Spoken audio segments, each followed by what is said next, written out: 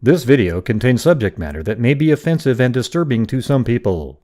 If you are the type to require a warning throughout a video or show, let this message serve as your warning. This channel discusses the harsh reality of true crime. If this warning is not sufficient for you, consider a different genre and unsubscribe from my channel immediately.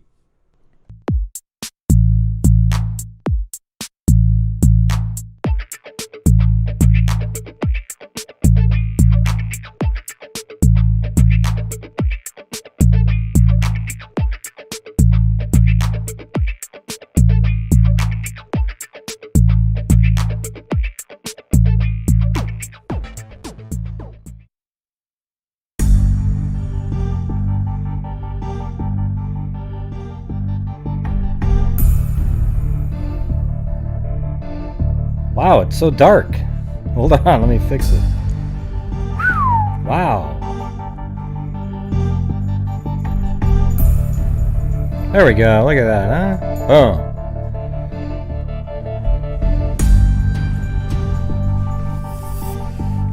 How's it going, everybody?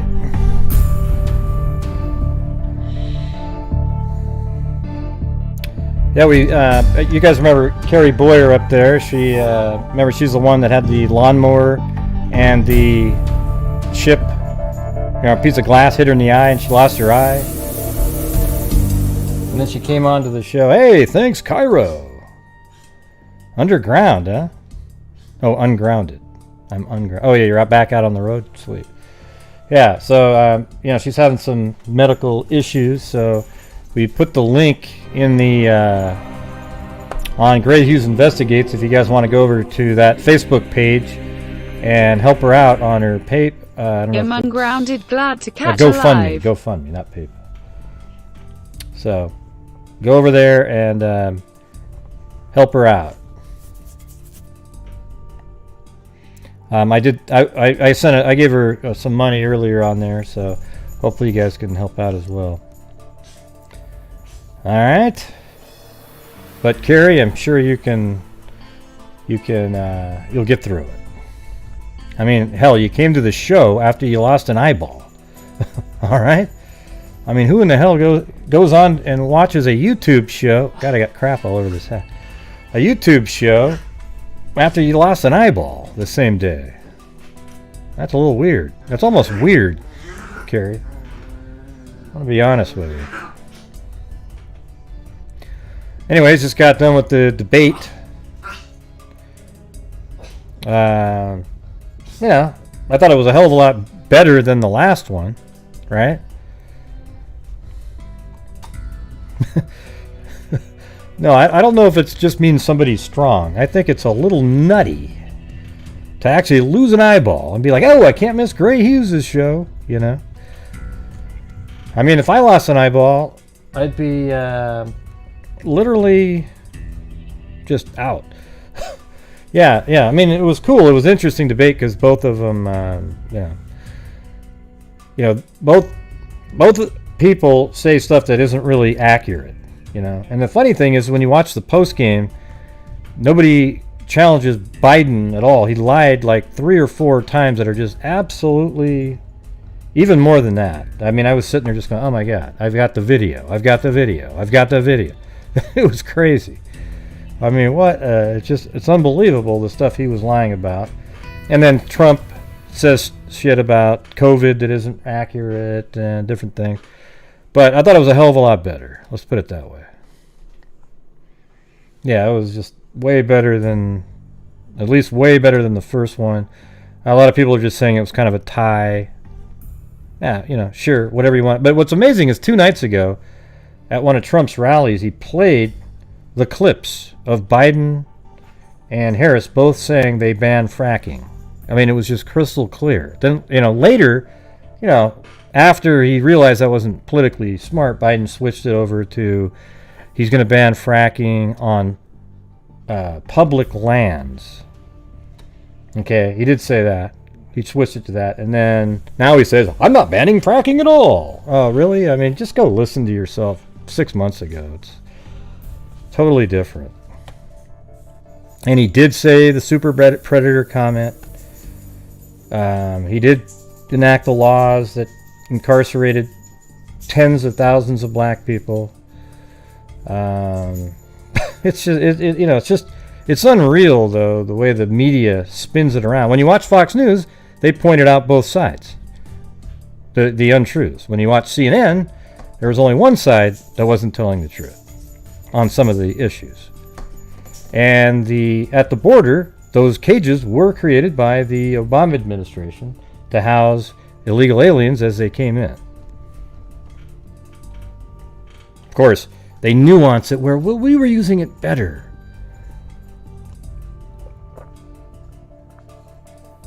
Yeah. Right. Man, but Biden, man, there's something's not quite clicking there. His eyes, the way he was walking, it's like, it's just, he really struggled by saying Rudy Giuliani. He almost just slurred it out of his mouth. It was weird. But here's the thing, in the next few days, you guys are going to see some really crazy shit coming out because the business partner for Hunter Biden came out and gave a press conference before the debate. Of course, CNN, MSNBC, ABC, CBS, NBC, none of them covered it. All right? But he literally said he has the emails to prove that they were getting funds and giving a percentage to Joe Biden. Okay? And that's crazy. And that's from the Chinese. So let's see how that turns out. Now, it is politically motivated, obviously, to come out this right at the last minute. But that happened last time, too. Remember the Access Hollywood tapes for Trump? And then Hillary's emails were released. And you know what? The emails were real. They never denied that those emails were true. And I think that's what we're going to have here. Some just craziness. He's turned over his 3 cell phones and his laptop, this guy, to the FBI. Let's see what happens. And they're still saying on CNN that the Russians did this. But that's not what happened. Hunter Biden's computer was taken because they were investigating, money laundering through a company from China that they were part of. That's what they were looking at. So, I mean, it's even worse when you actually say the reality of it. How Rudy Giuliani got a hold of the laptop and all that, I don't know. Okay, I don't know how any of that came about. Just being honest. Have no clue. Yeah, so anyways, hope you guys watched that. I can tell that all the comments aren't related to what I'm talking about yet again.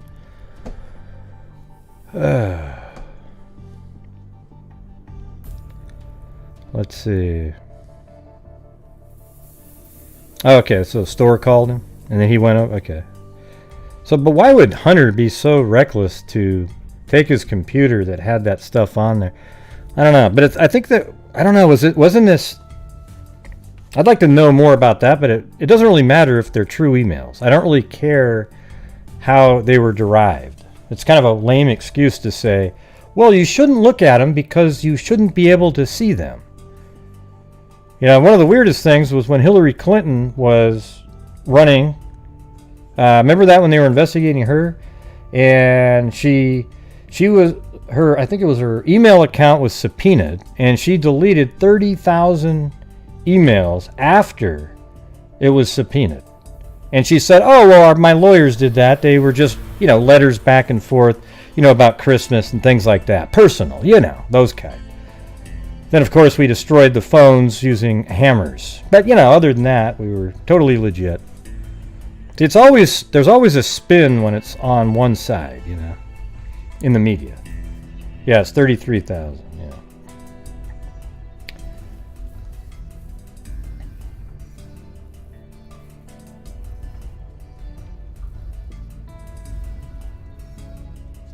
Wait, what? Let me see. What do you mean, and that's why I forgot to pick up the... I don't know. I'd like to know more about the whole laptop thing, but it sounds like it's completely legitimate. There's been no denials. coming out saying those aren't legitimate emails, which is interesting. And I mean, it is like at the last minute, nobody's going to change their mind. You know, there might be some people on the fence that might go, oh, wow, okay. What sucks is, though, that there's no pressure put on Biden by the media to get answers for things like that. Yeah.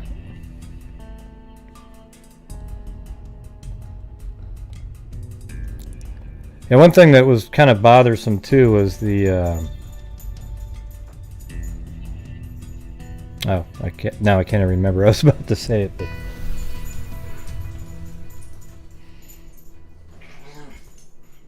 Yeah, I saw that. I mentioned that Texas tumbleweed. Yeah, and it was weird too because on Lookner, people were telling Lookner on what's the name of that agenda-free TV. Well, I don't know, man. Tonight it sounded like there was an agenda there because people were like, "Hey, hurry up!" You know, he was covering the debate, and they said, "You got to watch this thing." And he goes, "Oh God, you guys believe that? Oh God, oh my God, you guys you're in a cult. You're in a cult," he said. What are you talking about, Lookner? I mean, nobody's in a cult because they watched that and thought it was interesting because it validates the emails. The timing of it, sure, it's political, obviously, right? So it's just bizarre. And then he started going off on this thing about how it was really weird. He says it's reasonable for people to believe that President Trump was an absolute disaster as president. And the thing is, I don't agree with that. I really don't. I think the economy was doing great. He's done well on foreign policy. He's done all these different things. So there might be things that bothered you that he did, and he didn't do very well on some things that you didn't like. But to sit there and say he was an absolute disaster is totally disingenuous and dishonest. It's usually people that have Trump derangement syndrome, a real thing actually, where every single thing he does, they spin into a negative thing, and therefore it's absolutely horrible, every single thing that he ever did, and that way he's a disaster. But those aren't rational people, okay? They aren't rational whatsoever. And see, I don't really give a damn if you like him or not or any of that kind of stuff. I'm just telling you. Yeah, so everyone just have like rational thoughts about things. That's it. Yeah, well, Trump, I mean, it's weird. It's a real thing. It's really strange. It's almost like people who have Trump derangement syndrome themselves are in a cult. A cult of just craziness. Like nothing he ever did was good. Is that possible? Yeah. So that he sounded like an agenda full tonight. That was really strange. I've never seen him be like that. He completely got it wrong. And he said he wasn't doing ad hominem attacks when he called people cult members. That's exactly what that is. Okay? It's exactly what that is. Because they weren't saying they believed everything Trump ever did by telling you that there was a press conference going on right now with one of Hunter Biden's co-workers or partners. Okay? That wasn't being like, oh, we just believe everything that Trump says. It was a real event that really happened. I typed in there, I go, watch, you'll be covering this in the next 2 weeks. Because it's not fake. Unless that friend is completely making it all up. The emails are completely fake, even though they've actually verified them with the people that they were sent to.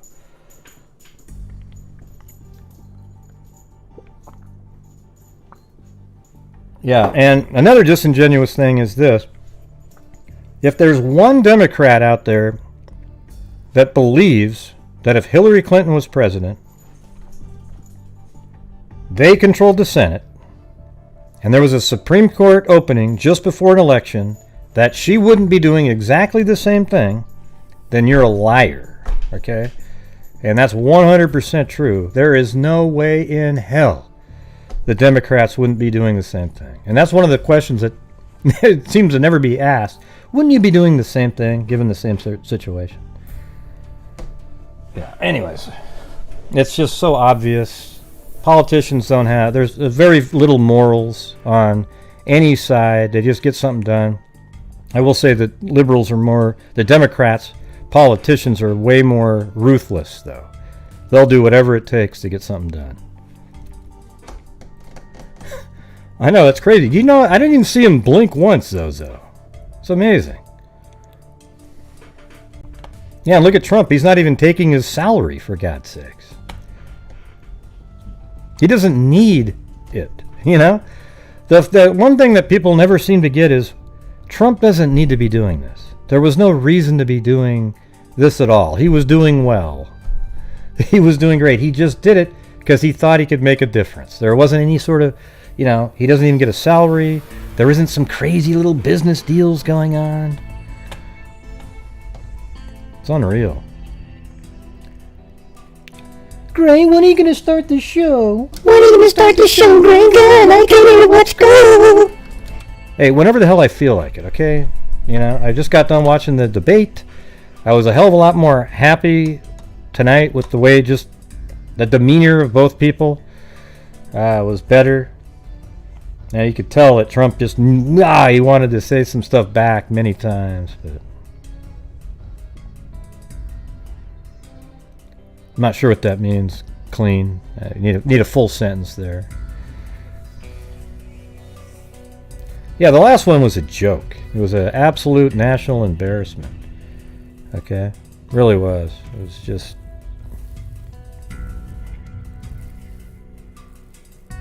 Yeah. And that's true, too. He ran because they were... He believed that they didn't do a good job. You know, every presidency has some things they do well at. You know? But to sit there and say Trump was a complete disaster, and all the stuff that they keep saying over and over and over again. Unbelievable. Well, we just watched the debate, William. What were you doing? Not doing what you should be doing? Yeah.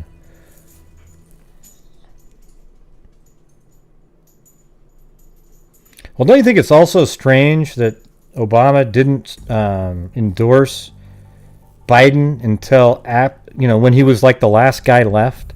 when it was literally like it was just him and he was sort of the de facto person? Wouldn't you think that, man, you were the vice president for that many years, that he would have just came forward and immediately just endorsed him? Wouldn't you think that?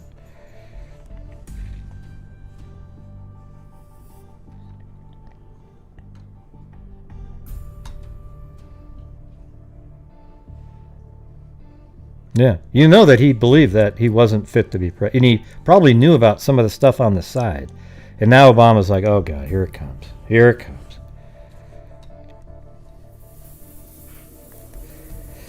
All right, everybody. Well,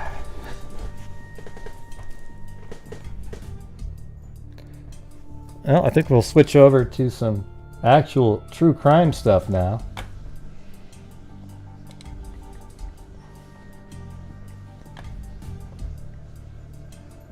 It looked like it was a pretty even debate, though. You know, I'm not going to sit there and go, oh, Trump blew him out.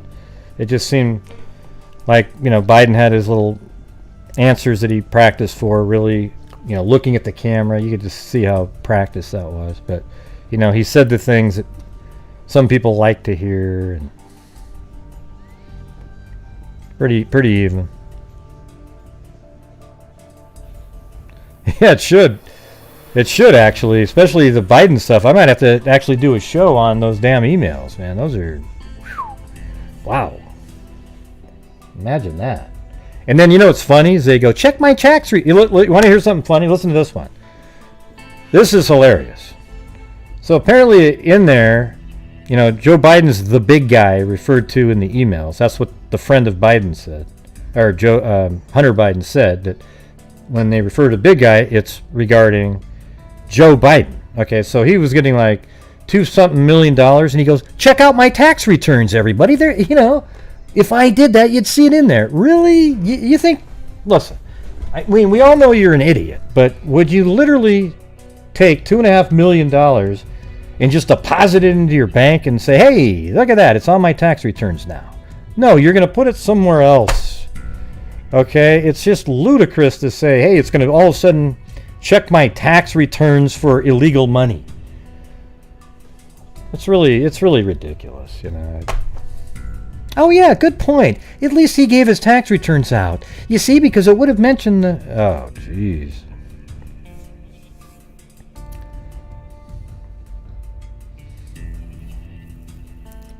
Yeah.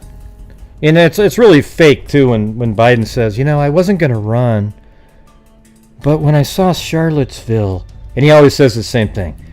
These neo-Nazis with their necks bulging, their veins bulging. Yeah, shut the hell up. That never even happened there, you idiot. Okay?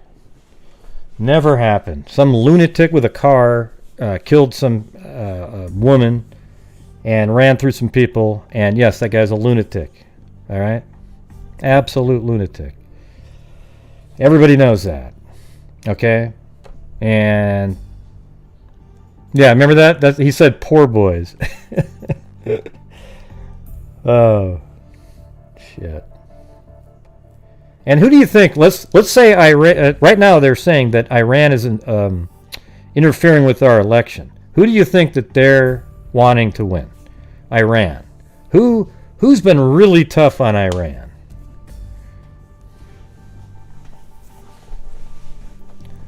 Right, that's what I thought. No. Yeah, they're supporting Biden, yeah.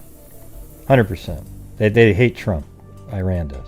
And Biden and Obama, they did made that nice little deal where they sent him a truckload of $1 billion, or whatever the hell it was. Might have been $100 billion. It was just a ludicrous amount of money.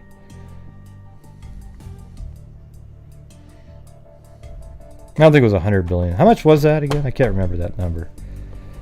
The cash that they shipped to Iran. It was like a ludicrous number where it was just all in cash. $6 billion.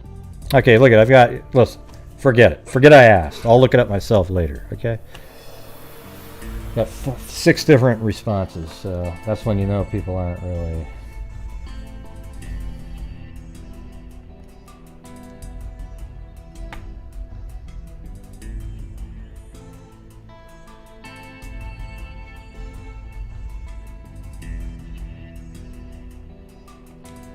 Oh yeah, you guys remember the one we were talking about the other night, Haney? The Rose Marie Haney case? Yeah, well, I got a hold of the detective. I sent him I left him a voice message and then gave him my email, and then I sent an email, and then he replied to an email. Let me see what he said. That's the one. This is the girl who left the note. Okay, she's the one that left a note for her mom and she was going to run away. Okay, let me. I'll read you what he said.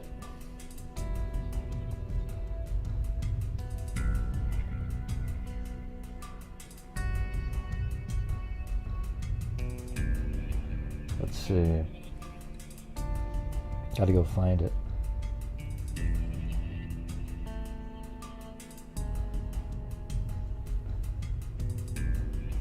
Oh, there it is. Okay.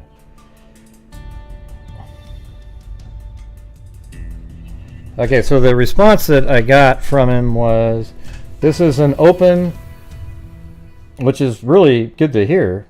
Let me turn down this music a little bit. It was a bit high. So this is an open, unsolved homicide investigation. I cannot answer specific, detailed questions. So open and active, that's amazing. So that makes me think they do have DNA for it to be open and active. But I didn't want to leave you with nothing. I am grateful that so many people still follow and care about these cases. I scanned the old newspaper documents and attached them to this message.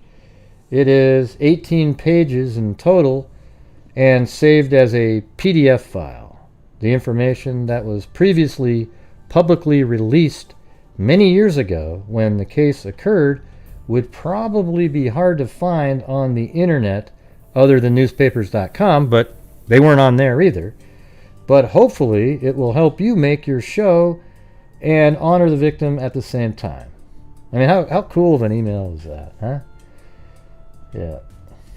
And then I sent him another one with a map to see if I knew where the location of the body was found was correct, but he said, well, it just looks so different now. So we'll go over that again here in a second. But there's a hell of a lot more interesting stuff in this one. Oh, there we go. So now you guys can see the whole screen.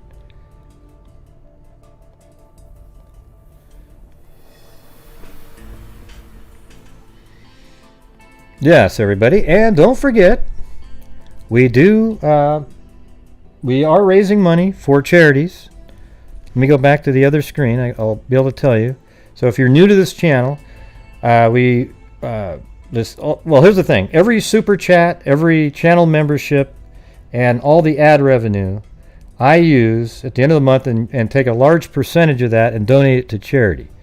And so far this year, we've donated $15,500 to various charities like Texas EquiSearch, which everybody's heard of them. They go all around the country and help locate missing people or bodies even.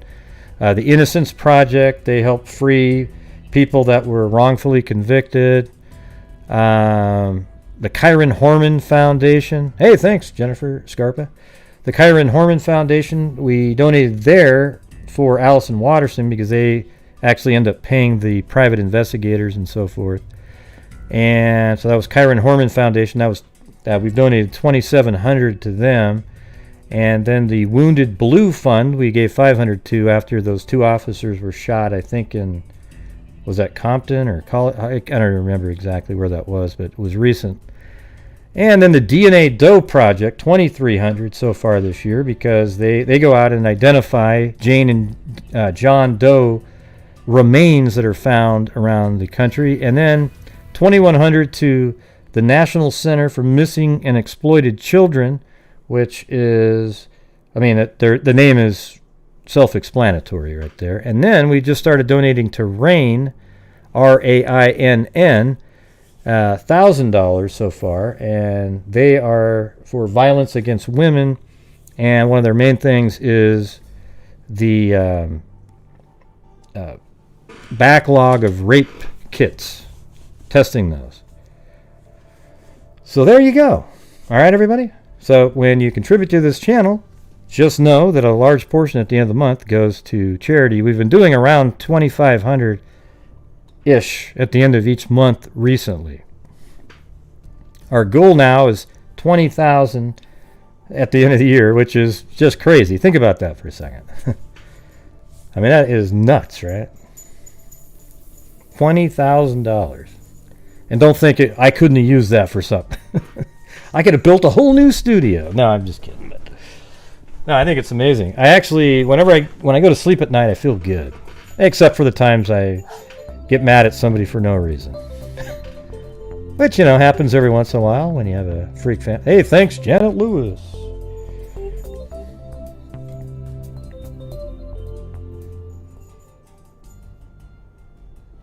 Yeah, I think we'll be able to get there. We just have to keep maintaining the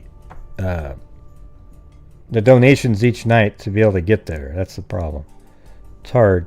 That's one of the things I don't like. I don't like to have to always say and mention it, but it seems like you almost have to do that or it just doesn't get done because it's a show, right? All right. So here we go. I'm going to open up this document here, because the one that he sent, and there's a lot of new information. So let me just go over what we had before. And it's cool because it's all in the newspaper. So you remember she lived right here. And I don't know what it looked like back then, but there was a house or something behind a store in this location. And I think it was on, let me see what the date is. October, wasn't it like the 8th or something? Let me open up one of these old ones here.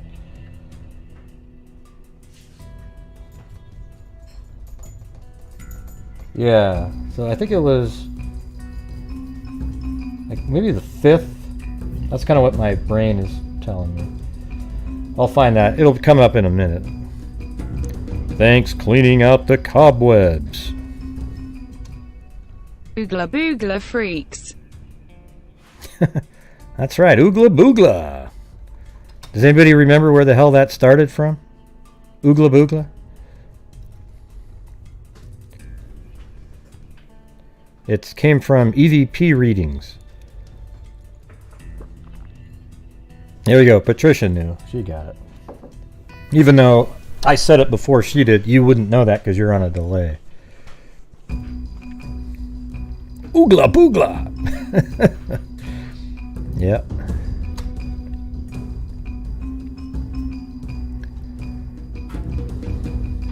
Thank you, Lee D. Hey, at least this time you didn't say no bail.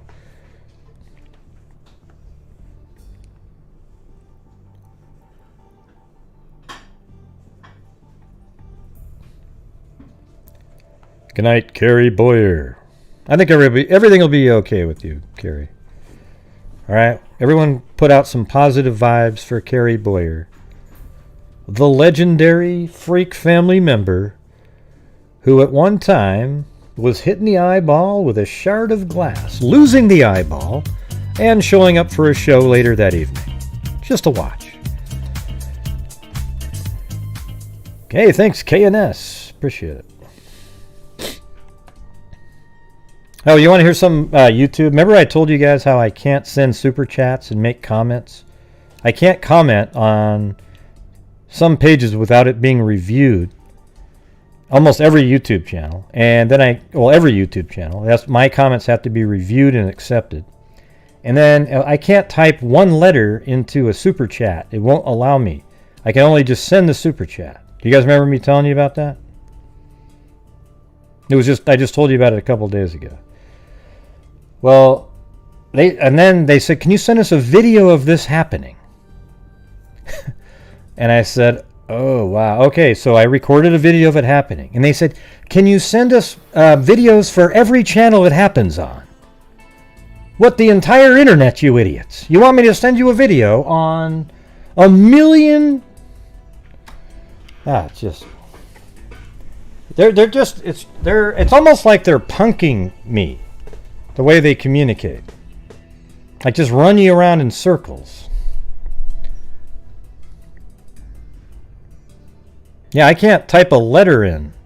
I can say, hi, you are great. Bam! That's spam or something. I know, it's so ridiculous, K-Dog. It's one of the dumbest things I've ever seen. I don't know what you're talking... Oh, yeah, I mean Ashton Kutcher for the being punked. Okay, I get it. 3 men and a mystery.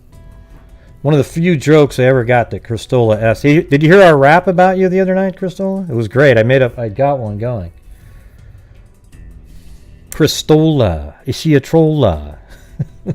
It was good stuff. Good stuff. You're going to have to go check that one out. Hey, thanks, Cindy Lynn.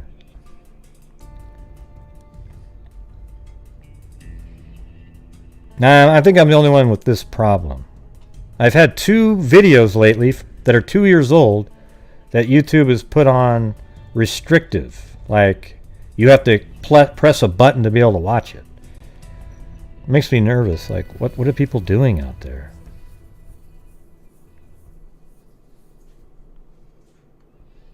Yep. Okay. So now I'm going to get back to it. All right, you remember, this is her right here, Rose Haney, right? I think she was like 5'9" or 5'8". She was pretty tall. Something like that. But She was the girl, 14-year-old girl that was, she was, having arguments with her mom. And remember the mom said that they had some, what was it, cinnamon rolls or something like that. In the morning, everything seemed great. And then at night, a dog woke up the mother, and she heard, and then she went downstairs and saw that, or wherever she went. I don't know if she went downstairs or whatever. But she noticed that Rose was missing at that point. And then I think 5 or 6 days later, her body was found right here in this area, decomposing.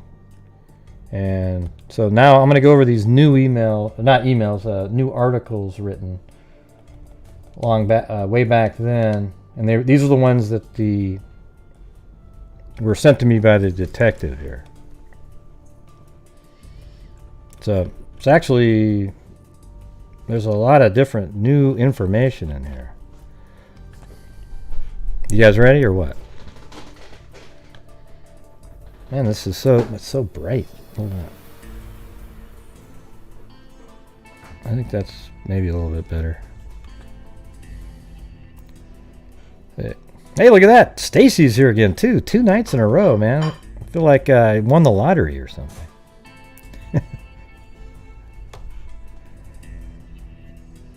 Okay. The decomposing body found in a wooded area here Saturday was discovered about 2 miles from the home of a 14-year-old girl missing since last Tuesday. Okay, and does this have a date on it? Let's see. I don't think so. So she's missing since last Tuesday. Officially, Pinellas County Sheriff's Department spokesman were still saying Sunday night that the body had not been identified, the sex was unknown, and the cause of death was undetermined. But neighbors in the area where the body was found told the Clearwater Sun that detectives from the Sheriff's Department had shown them pictures of the girl who was last seen riding a bicycle and wearing a backpack. So that answers some of those other questions, right? Like now, she's got a backpack with stuff she's leaving with and riding a bicycle.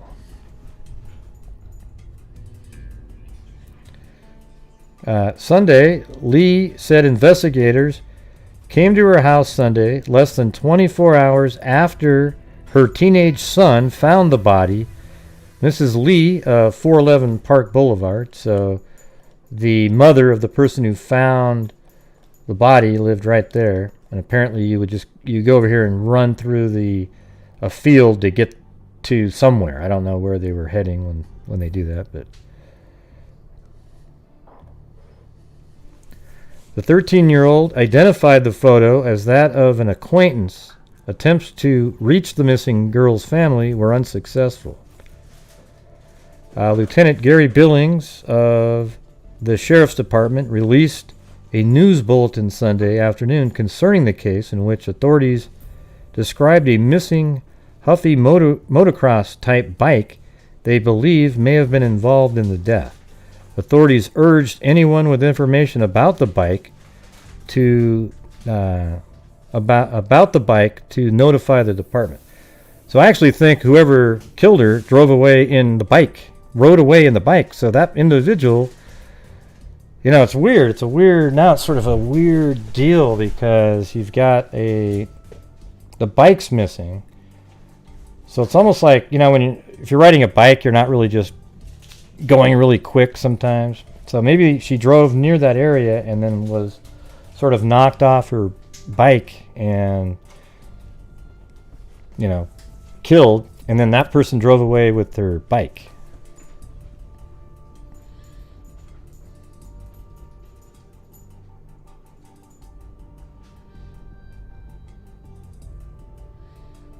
Yeah. I did. Hey, listen, you guys are talking about Emily Flotilla.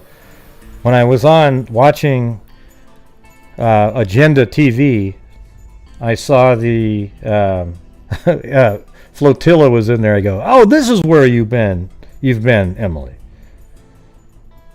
And she goes, no, I just stopped by for a second. Yee-hoo! Busted. Yeah, so let me get back to this. The boys said listen to how crazy this starts getting here now, though. Listen to this. Neighbors said the missing girl who reportedly ran away from home last Tuesday was tall. Two of the boys who discovered the body told a reporter Sunday night that the body appeared to be about 5'6", but it's hard to tell when somebody's lying down. You can't. The boys said the corpse was nude except for a torn shirt, which had been ripped open. Ray Page, 15, said he was cutting through a wooded area about 2 blocks from his house when he suddenly saw a body propped against a log in a sitting position. See, now we got some weirdness going on here. The head was tilted back, and the whole body was decomposed and bloated, said the 10th grader at Countryside High School.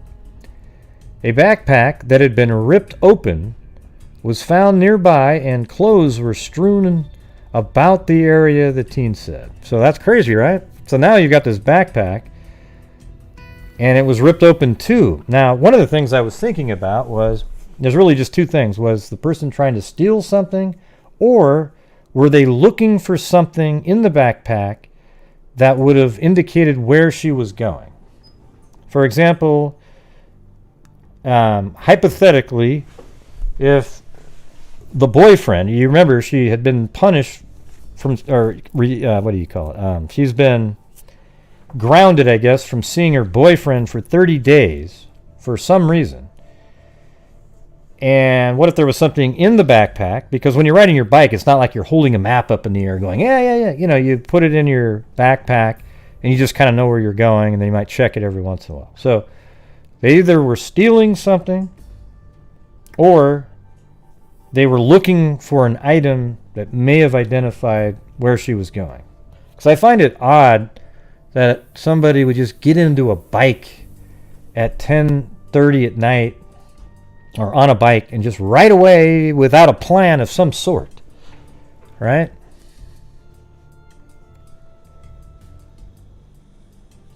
Let's see. Two of Page's friends, Chris Cole, 14608 Park Boulevard, and Ty Morris, 14, had taken a second path through the wooded area and did not see the body right away. So listen, there was 3 kids. There was 2 other ones. There was 2 other kids that went through there too. Listen how crazy this is, though. I came up to a bush, Page said, and I saw something on the other side. I could tell it was a body. There's a body here, Page said. He shouted to his 2 companions. I thought Ray was just joking, Cole said. I started to jump over the log. Then I saw her leg sticking out. If I had jumped, I would have landed right on her chest. And these are the 2 kids right here. Cole said the body looked as if it had been carefully placed. Listen how weird this starts getting. It looked like it had been carefully placed in the sitting position against the log. Page ran to the Oldsmar Volunteer Fire Station just down the street and told personnel there about the body. The wooded area where neighborhood children often play is called Indian Place and is located off State Street across the Oldsmar Bank. It is about a block east of Oldsmar City Hall.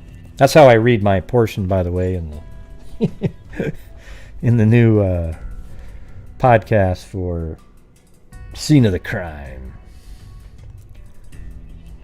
Yeah, it's a freaking nightmare. The boys said that they were shaken by the experience, and Page's mother, Mrs. Lee, said, I saw him 2 or 3 hours later, and he was still shaking.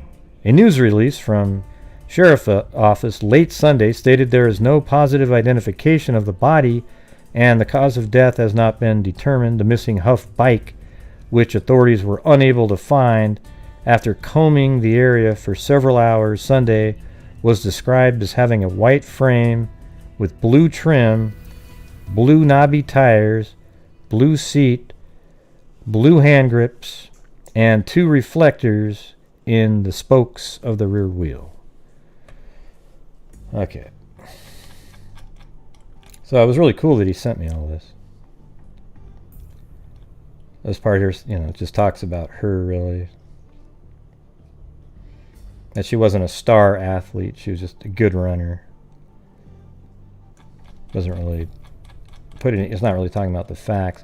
Now, this is sort of interesting. I think this picture is in the woods where she was found. It's hard to know what shape that building is, if it literally has a slanted roof, or is that a branch of some sort that's making it look like that.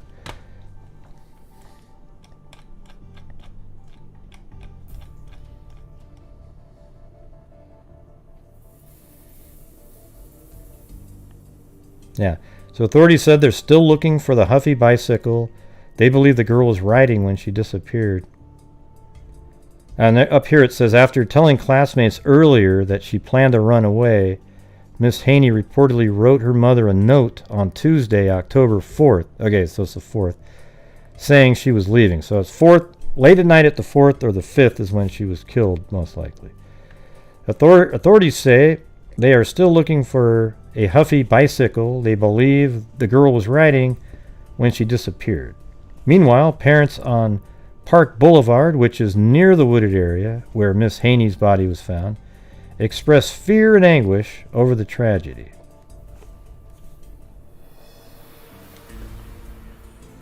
Okay, I'm going to go down here. So some of it's kind of repetitive, but it's always good to see if there's any kind of nuance in some of these. The body found in a wooded lot here Saturday has been identified as that of a 14-year-old girl who ran away from her home last week after leaving her mother a goodbye note. Pinellas County Sheriff's detective said they confirmed Monday morning that the body was that of Rose Haney. Monday afternoon, Rita Haney sobbed as she sat unseeing in front of a droning TV set. I think we've read that part. It sounds like that sounds very similar to yesterday. Or 2 days ago. Or was that yesterday? Now I can't remember.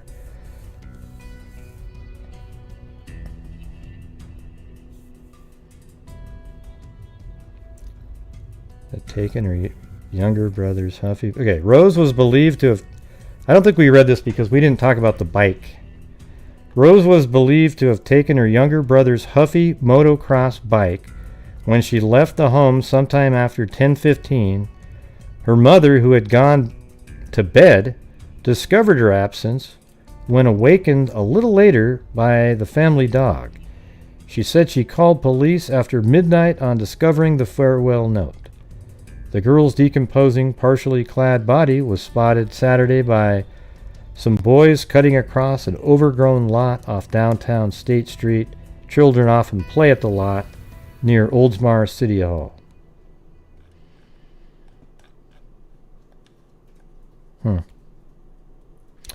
I mean, it is sort of interesting. Could it have, what if there was just, it could just be that there was kids there and she knew that kids would go there and she kind of went there and there was somebody there hanging out and, they took her bike, assaulted her, and then rode away with the bike. I don't know. I'd be interested to know what more information they have, though.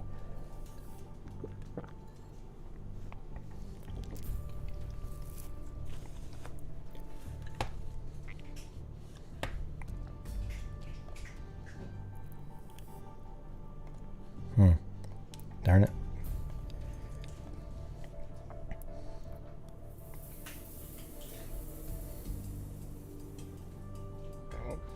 Oh, there goes my stomach.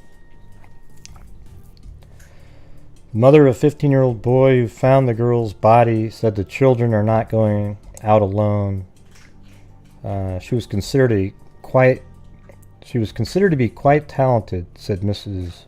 Richmond. She was also well liked. Track team members who ran with Rose last year asked their coach Monday if they could help her family. Every time you turned around, she was drawing something, said Mrs. Haney, the teary-eyed 33-year-old. So she was only 19, I guess, when she had her child. Sat with an overstuffed scrapbook on her lap, occasionally stroked a colored picture of Rose, and talked about how her 5'8" daughter looked a lot older than her age. Rose had a boyfriend from Tampa, Miss Haney said, but she declined to say why she restricted her daughter from seeing him for a month. So it feels like she would be heading to see him if she's running away, because that's her love, right?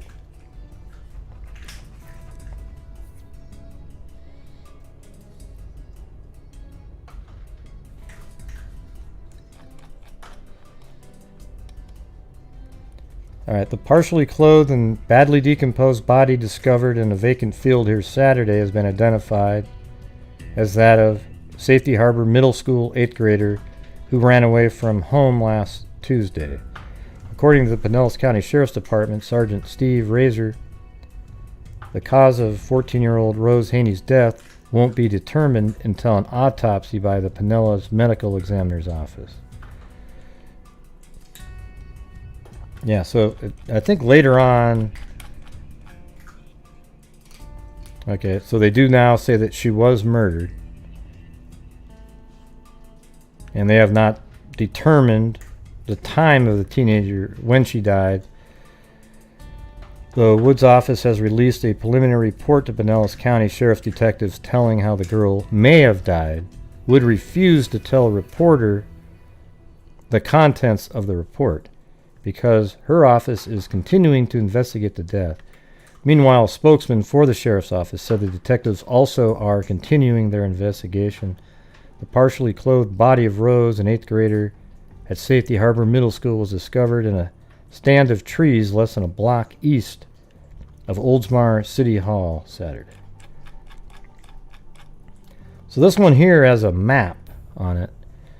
So if you look at this map, you see that little side street right there, and let's see,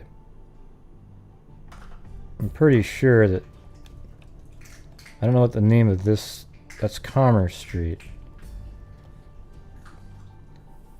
So I kind of think that the dark line there is the highway, then there's this road, and then there's a road here, and then they have a little black spot at the corner in there. And that's why I have it like this. Although, man, this is crazy how this is. So I'm just kind of guessing that it's right in this area, but less than a block east of this building. So that's in this area. And it looked like on their map they may have had that. I don't know how accurate that is, but so somewhere it's right around in here, but back then it was a lot more trees and whatnot.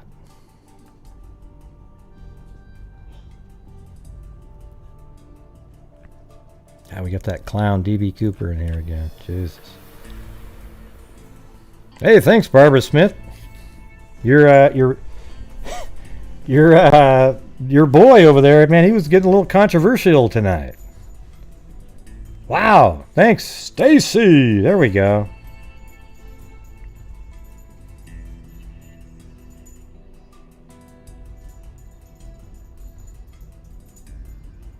Wow, thank you so much.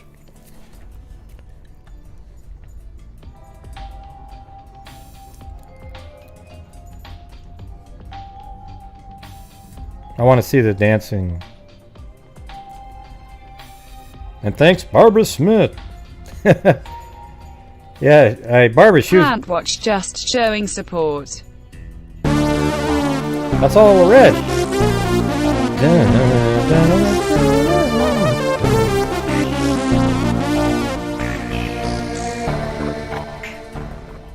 I just want to say thank you to everyone. This is such a wonderful family. We help each other and also help others. Gray, this is all because of you. You're the best channel. Thank you for everything you do. I love you, my friend, and I love this freak family to so much. Love you too, Stacy. Come on. Yeah, oh, man. Makes me happy that people feel that way. I know sometimes I'm, well, let's be honest. I can be an ass, right? Who, me? You know, but in general, it's just like a family in here, right? So thank you very much. That was very cool. Ah, Jesus.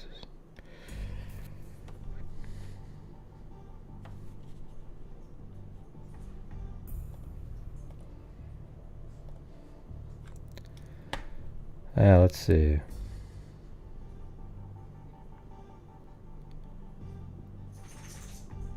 Very cool. Very cool. So where is the... Oh yeah, I was going to say, Barbara, did you see over there on... what was going on over there? He was getting pretty controversial.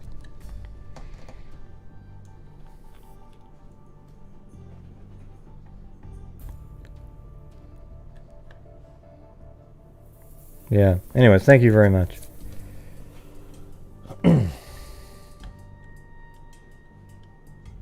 So I guess, I mean, in reality, that is the new information. That apparently she was posed up against the log. He posed up against the log. She had no clothes on except for a torn shirt. And then the backpack she had on was ripped and all of her clothes strewn around. So that answers one of the questions that I had. Were they able to determine if she took any of her clothes or anything? So that would be the answer for that question. So now it's just kind of it's interesting. It's cool that there's still out there, really investigating it, and it's active. So it makes me believe that they might have DNA. Okay, this is 1983. So that was, they probably did a rape kit, I would think. So that's the update on that one, everybody. I thought that was pretty cool, though, that the detective sent me some files. There's more pages in there, but it's really just a lot of the same information.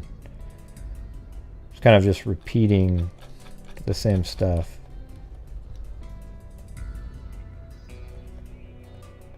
Yeah, see, it's still, body is missing. It's just saying the same thing.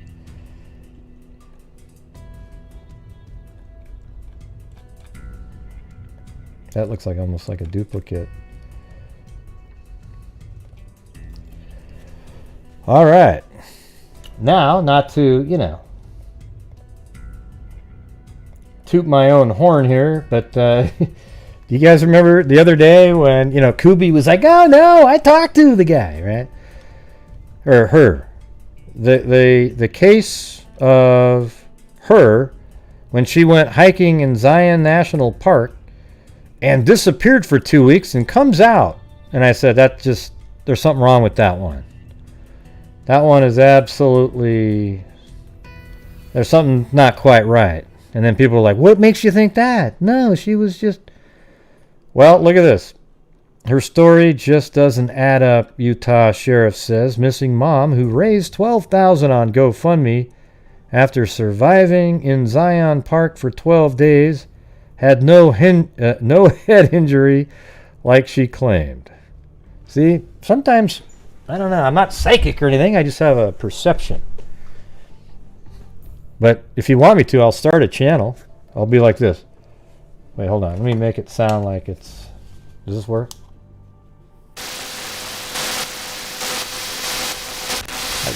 Right now. Oh, yeah, the...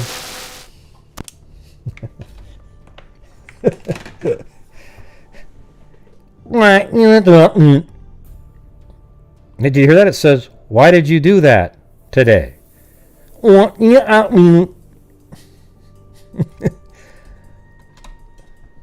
Yeah. So, anyways, this is what I was saying. Holly Cordier, 38, was found in Zion on Sunday, 12 days after she went missing. Her family raised $12,000. They say she hit her head on a tree, collapsed, and remained where she was. Suddenly, she was found on Sunday after someone reported seeing her. Sergeant Daryl Cashin said on Wednesday, parts of their story don't add up. There is too much bacteria in the river near where Holly was found for her to have drank from it safely. And also another thing would be if you got smashed in the head so hard by a log that you're passed out for days and you can barely move, you'd probably have a mark or something on your head, wouldn't you think? Well, she didn't have that either. But, of course, she was making some good dough out there on... I think what she did was she met hooked up with somebody intentionally and disappeared, and then maybe it was just all of a route, and maybe it was even a ploy with the family to get money out of this. She was hoping it would turn into like a Holly Bobo. Not Holly Bobo. What was that girl's name that disappeared? Was that right? The blonde. She said she was abducted. Not Holly Bobo. That was a different case. Oh wait, Perini or something. That's what it sounds. It sounds like that in my head. Something like Eni. Don't you know Papini? Right? Wasn't that her name? Remember how she said she was walking? Yeah, Pepino. No, I think it's Papini or something.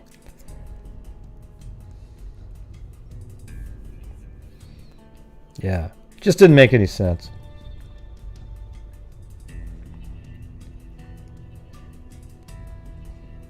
Physically, she seemed to be in a condition that did not warrant an ambulance, and they felt was comfortable to release her to her family.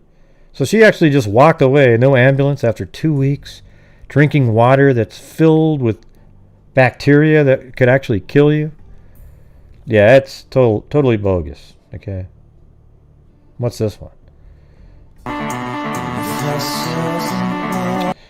forget. I don't even know what that's going to be. So that was just a quick aside, Felt good to actually get a prediction on that one right. Totally full of crap is what that was.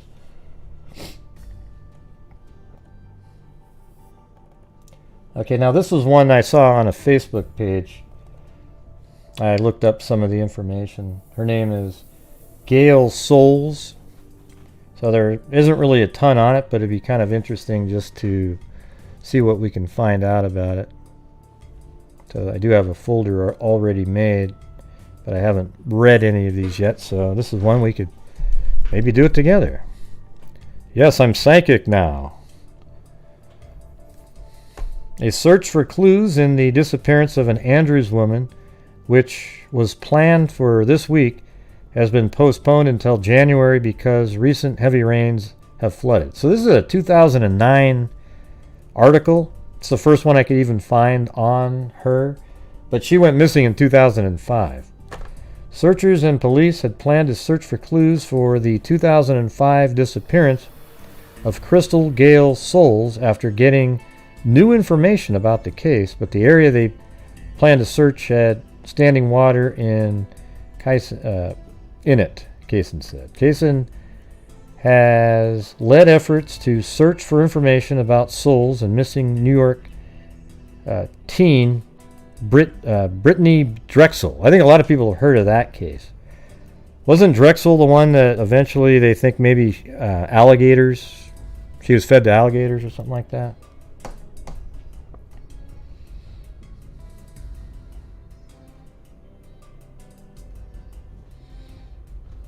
Yeah. More searches in both cases are planned for January. Soles, who was 28 at the time of her disappearance, was last seen early January 24th, 2005, as she left Shaw's Corner at Andrews. Let me see where that is. Shaw's Corner. So this is in South Carolina.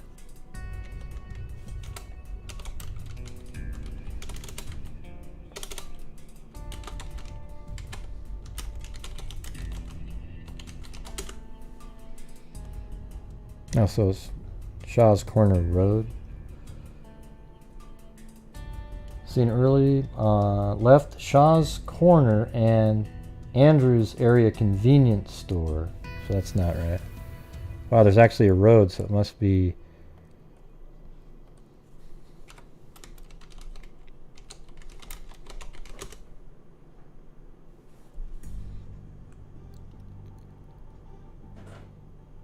Is it still there? That had to have been close where I was, though.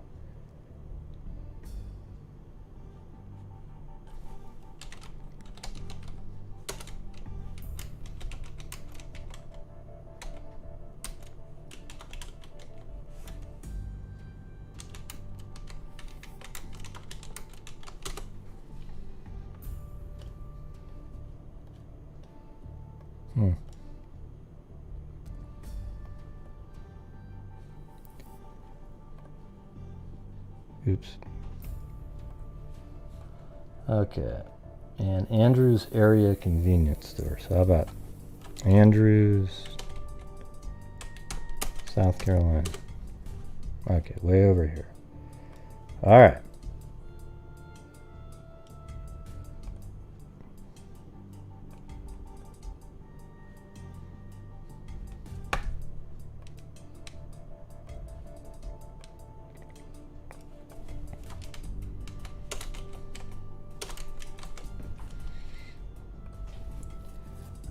And then it said Shaw's Corner. So how about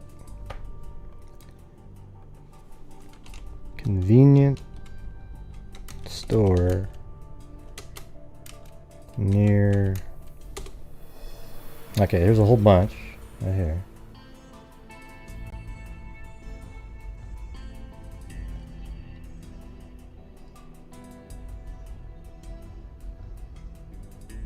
Hey, thanks, Sarah M. Andrew's Party Shop, Piggly Wiggly, Andrew's Feud, Stop and Shop. Okay.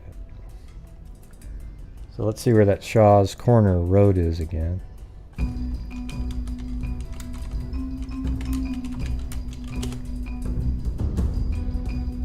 Okay, so that's Shaw's Corner Road. That's interesting. It's not a million miles away, but I don't know. We'll go through some more of this, see if we can. Her family and CUE office officials continue the search for her and hold an annual day. Day of remembrance for her on the date she was last seen. Last week, the discovery of a pair of women's sunglasses on the banks of the Santee River renewed hope that searchers will find more clues about the disappearance of Drexel, who was last seen April 25th in Myrtle Beach. A picture was taken of Drexel wearing knockoff designer sunglasses similar to the pair found at the river the day she was last seen at Myrtle Beach Beach Hotel while visiting the area for spring break. The site is not far from where her cell phone gave its last known signal that night. Authorities are investigating all tips and information about the cases, and area residents can call local police or the CUE Center. All right. See, again, they're still kind of doing Drexel and her together. This is about 5 months after the last article. The stories and photos of Brittany Drexel and Crystal Soles are among 52 cases featured in a new campaign to increase awareness about missing people and unsolved homicides in the state. So that's pretty freaky that they could fill up an entire deck of cards. You know, there's a lot of missing people out there that are missing, but they're alive somewhere. But I would say the vast majority of missing people are dead. I mean, that sounds shitty to say, but I just think there's just a lot of evil crap going on. And when you disappear and you don't have a place to go, you have very little chance. I don't know. It's crazy out there. But, you know, if you don't have an actual, like homeless people are in so much danger. But a lot of these people, they're missing. They're not homeless people. They're not even really suspected of running away. They're just missing. And so almost every one of those people, I would say, I don't know what the percentage is, but I think the vast majority of them are not alive, and their bodies are buried somewhere, or they were discarded somewhere and never found. That sounds really shitty and ominous, but that's just what I feel. I don't know about you guys, but Drexel and Soles, missing from Myrtle Beach and Georgetown County respectively, are featured in a deck of cards being sold to prison inmates. Statewide, you should just give them those. Drexel also is featured in a deck of cards that has been released in Florida. Brittany Drexel was last seen on video surveillance leaving the Blue Water Hotel. I remember that. I've seen that footage. The searches began about... I think that case is... Did they ever solve that one? Seemed like it. The searches began about 9 months ago after officials learned Drexel's cell phone gave off its last known signal on April 26 around US 17. Crystal Soles disappeared about 4 years earlier than 28. Earlier than 28. She was last seen January 24th, 2005 at Shaw's Corner Store. Let me try that again.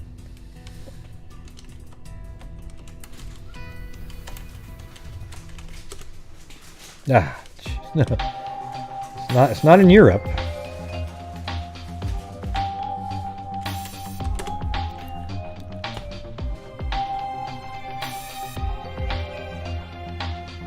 How come I can't see that one? Hugs Grey XXX 4X 4X. Here's a tenner for a good cause. Love bush and beach lifestyle. Hey, all right, there you go. Bush and beach lifestyle. Must have been on Streamlabs. Very cool.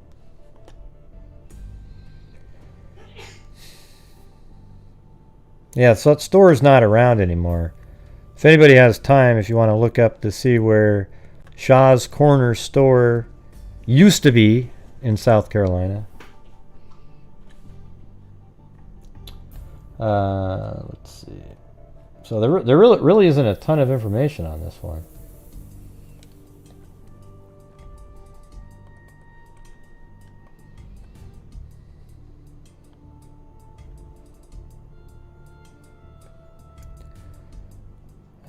Let's see. Soles' mother, Gail Soles, said she understands how the Drexel family feels as the anniversary approaches. Yeah, so it's mainly an article about how they're trying to get the word out, and other missing children's parents working together.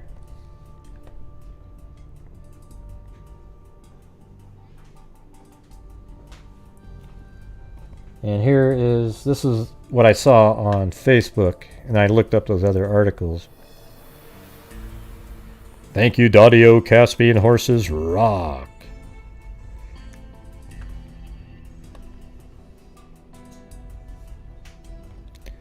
Here, let me move this over. Hold on one second.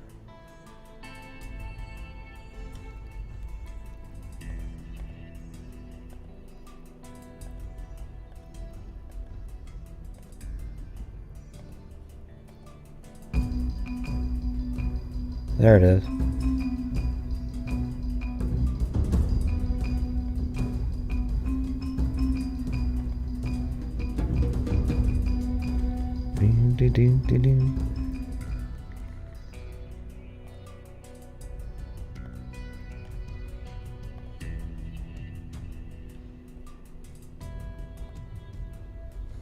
There we go. Make it small.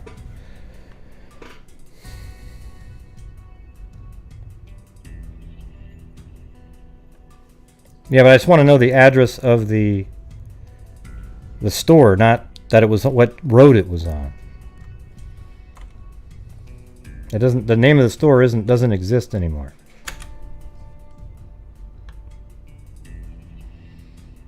So there you go. You got it's close to in the downtown area.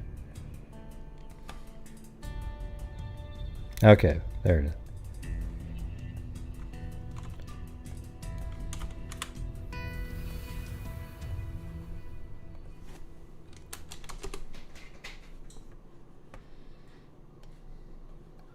So right there, huh?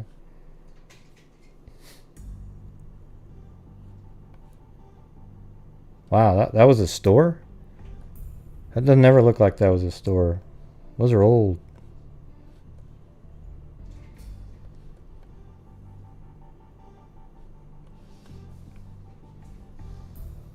Although that looks kind of like that could have... There you go, right there. Well, it looks like it's abandoned at this point. So that was where she was seen, right there. I think that's a little off. Thank you for getting that.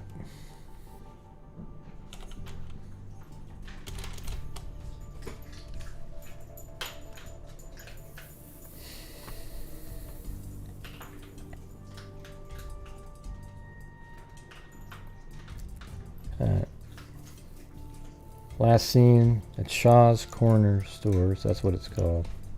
And it's on a corner, right? So obviously the store isn't there anymore. And does that make sense? Yeah. It's not really on Shaw Street or anything like that, but who knows what that even meant.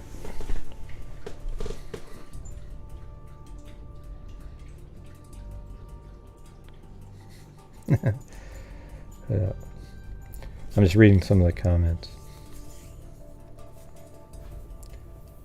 So she was last seen in the morning hours at the Shaw's Corner store in the vicinity of Jones Avenue. Oh, I guess I could have found that. Let's see. Jones Avenue, not Hones.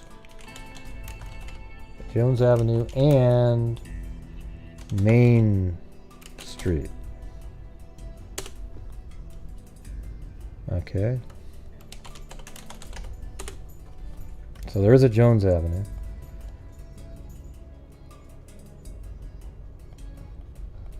Oh yeah, I was trying to find this earlier because it gave the address. Jones and Main. Main's right there, right? And I think that's Jones.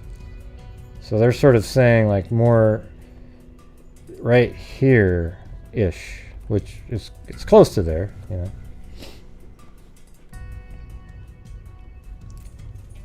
In the vicinity. Okay, so they're just saying the Shaw Corner store is in the vicinity of Jones and May. Okay, that makes sense. If you have any information on her, please contact authorities. 5'5", 135 pounds. Right there. She's been missing since January 24th, 2005. I do have a Charlie's project here. Charlie project, I mean. Soles was last seen approximately 8 or 8:30 a.m. January 24th, 2005 at the Shaw's Corner store in the vicinity of Jones Avenue and Main Street. Same thing, I think. She called her father and asked him to come pick her up. Her father was too sick to drive. See, there you go. This is another one of those ones. It's amazing how so many of these murders happen when there was just some really tiny twist of fate. Right? Oh, my mom was going to take me to the... I was going to take her to the store, but I said, hey, why don't you walk today? Murder. You know, we got like 100 of these things. And you know that this probably eats... That probably ate away or is eating away that father for the rest of his life, right? I mean, she called her father and asked him to come pick her up. Her father was too sick to drive, and Soles said she would walk home. She never arrived and has never been heard from again. Jeez. A tracker dog later traced her scent a short distance from the store. Soles lived with her father and son at the time of her disappearance. Her son is currently in the care of her mother. She has a history of leaving home without warning, but she had always stayed in contact with her son and has never gone more than a few days before. Yeah, see, in that case, it sounded like she was planning on going home. The father just couldn't pick her up.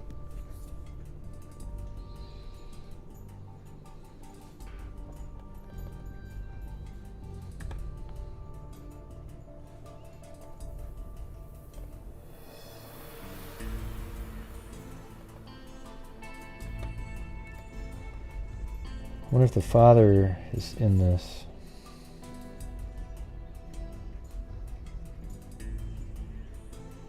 It'd be cool to have the father's name to see where she lived at the time. Actually, she's 28 years old, so let me, hold on, I might be able to do this. Gail Soles.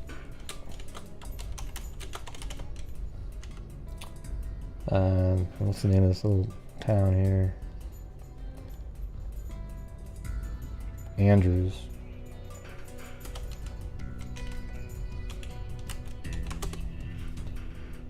Alright. And then this one.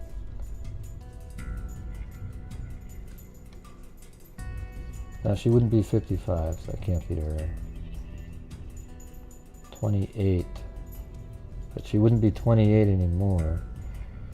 I don't know if this program, that's 2005, she'd be like 43. Thanks, Kubi! Let's see, 28 plus 15. Oh, 44, right? Yeah. Or 3. So 43 years old is what she'd be. Or 44, I guess. Hard to know exactly.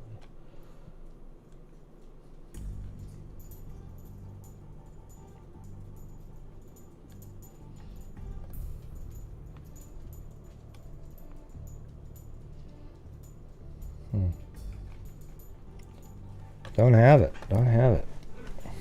She's not in there. Well, there was one, but it's not. It's one of the ones you have to pay for.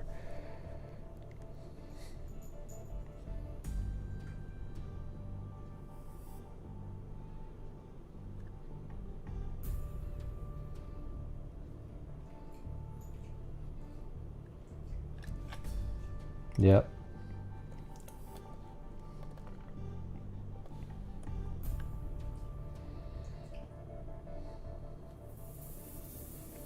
So this is National Center Missing Persons.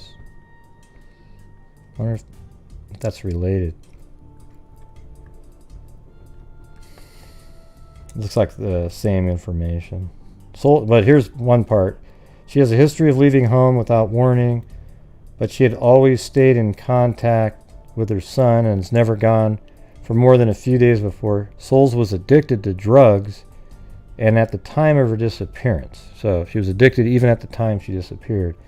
So anytime you throw drugs in there, a simple little moment like, oh yeah, I'll be home in a minute, could turn into something totally different. Many rumors have circulated about Soles' disappearance, but none of the stories have been confirmed. Her case remains unsolved. If you know anything about it, call 910-343-1131.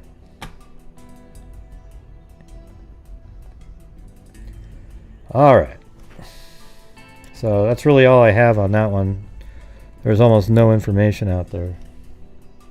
I'm sure Web Sleuths or Reddit have a 70,000 page link on it, filled with wild speculation for days. And there's one guy in there that's putting out real stuff, or gal. Don't want to offend anybody. And that person's hard to find because they're buried with all the wild speculation.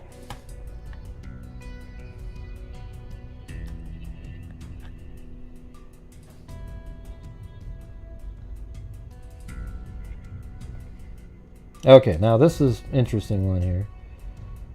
The DNA, well, what was it called? CC Moore. I'm in her Facebook group, and she posted they actually identified this individual right here And it's Ann Herr, 19, went missing from a group home in Gresham, Oregon, sometime in June of 1976. Not only is there nothing else on her case, there's no records of her. This is March 11th, okay? And this word identified right here was just put in there today because when this was written in March, she wasn't identified yet. So pretend right now that she wasn't identified. There's just a Jane Doe went or not a Jane Doe, just a missing person at this point. 19 went missing from a group home in Gresham, Oregon, sometime in June 1976. Not only is there nothing else on her case, thanks Randy B, 33, there's no records of her anywhere. Genealogy sites don't list her at all. And although there are her family members, there are, it's kind of hard to read that because it's her is her last name. There are her family members in the area. She is not listed as associated with them. There's no birth date listed in the MP report, and the only two photos, the missing person report that was, the only two photos known are at age 7 and 12, so these are pictures of a missing person. Why was she in a group home at her age? Because she was 19. Did she have a disability or other troubles? If anyone has any information, please reach out, blah, blah, blah. Okay, so this was written in March of this year. And then, decades-old skull identified as belonging to young woman who died in 1970s detective seat tips. In 1986, 2 U.S. Forest Service workers, so she went missing in 76. 10 years later, 2 U.S. Forest Service workers found a partial human skull near Government Camp, Oregon. And that's actually her skull right there. I mean, that literally, that they didn't get a B-roll footage and put it in there. Earlier this year, genetic and genealogical investigators finally identified the skull as belonging to 19-year-old Wanda Ann Herr. So that was crazy, right? I mean, that was only March this year, which is, 7 months ago or so, that article on Facebook about it. And then they've identified and matched that skull to her. The Clackamas County Sheriff's Office is asking for the public's help, and it's Clackamas, okay? Not cracking my ass like Zozo was about to type in, okay? Clackamas, okay? Let's see. The Clackamas County Sheriff's Office is asking for the public's help as it resurrects a decades-old case and investigates Wanda's mysterious disappearance and death. I think I kind of know what happened. I mean, I have a guess. I wrote it down on that site, on CC Moore's page. The case began August 2nd, 1986. 2 Forest Service workers discovered a partial skull, several bone fragments, and a single human tooth on Still Creek Road, 2612, and Road 145. Now, I wasn't able to find Road 145, but I know exactly where Government Camp is.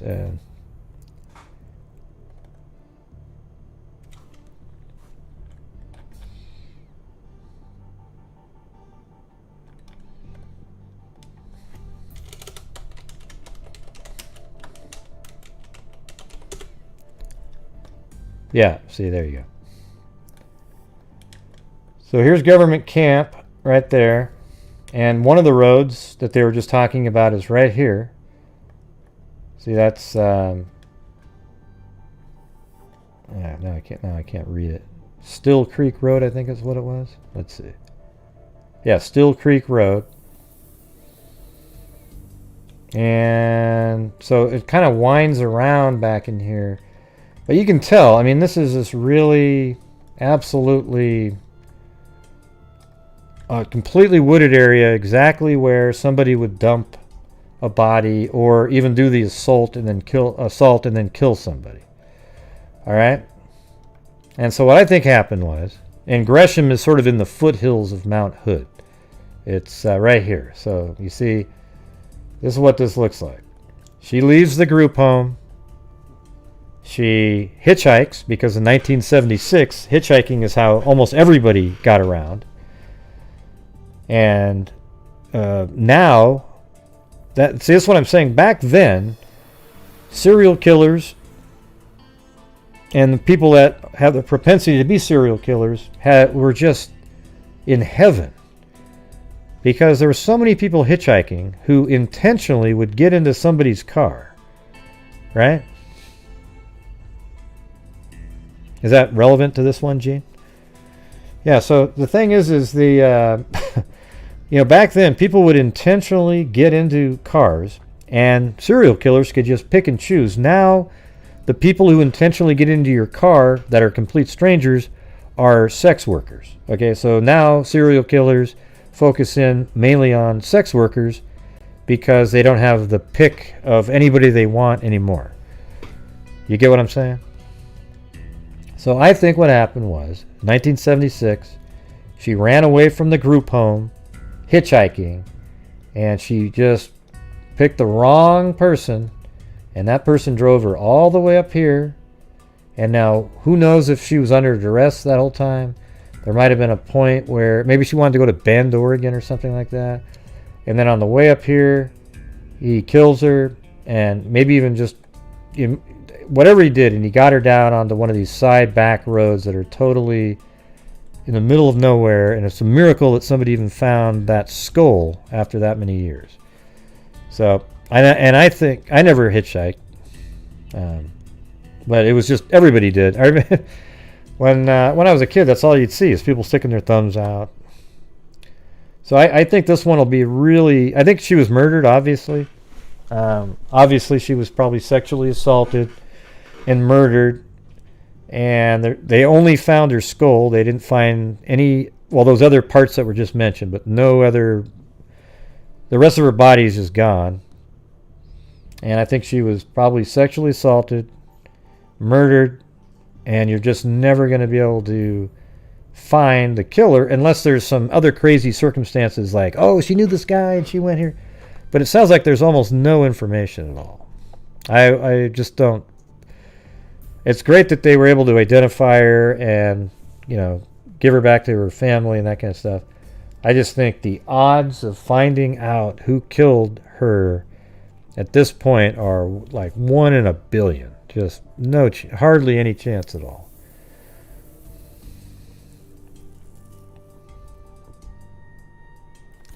So there we go. And now we're going to move on to the next case.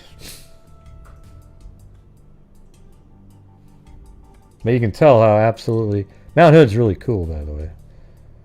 Look at that.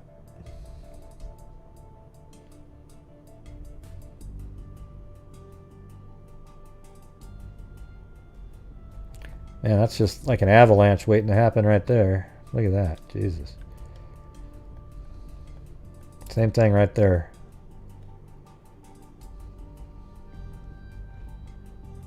You could probably have a fly land on that and...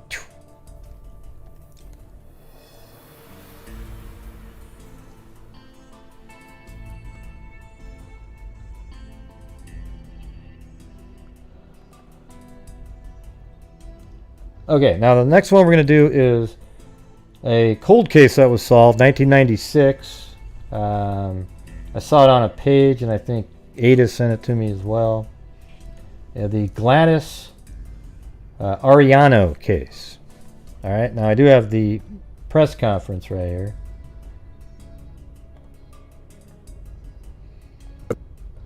And some of it's in Spanish, but I'm just going to play it. I might skip it through the Spanish part.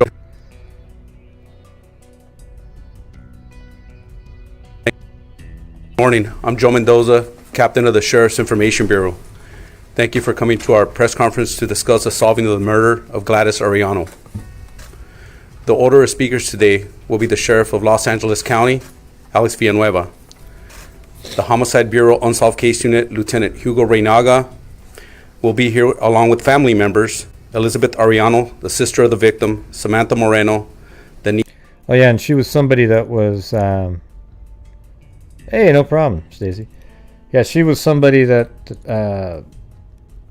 I think it was in Malibu. She was just sort of dumped off the side of a road, and I couldn't find any newspaper. I didn't have a lot of time to look for it, but I wasn't able to just quickly find her name or anything like that in newspapers.com. I'm sure there's a reference somewhere about when she was found, that kind of thing. But here we go. Niece, goddaughter of the victim. Lieutenant Reynaga will speak in English. Ms. Moreno will give a statement in English. Lieutenant Reynaga will then transition to Spanish, and Ms. Ariano will give a statement in Spanish. At the conclusion, they will take questions. Now I'd like to introduce the Sheriff of Los Angeles County, Alex Villanueva.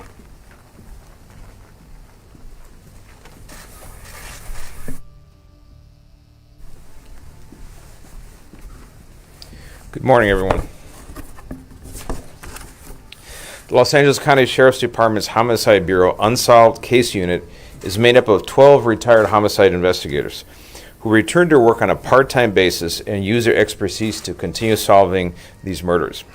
The collective experience of these dedicated individuals totals more than 500 years. Every unsolved homicide case remains active and available to investigators until it is solved. The detectives continuously review cold cases and take all the pieces of workable information and leads which have not been exhausted, and they'll take them as far as they will go. So newly discovered witnesses, advances in science and technology, and anonymous tips all contribute to the success of these investigators in solving these cold cases. Earlier this year, the Unsolved Unit was responsible for solving the 1996 cold case rape and murder of victim Mary Lindgren, if you remember, from Monterey Park.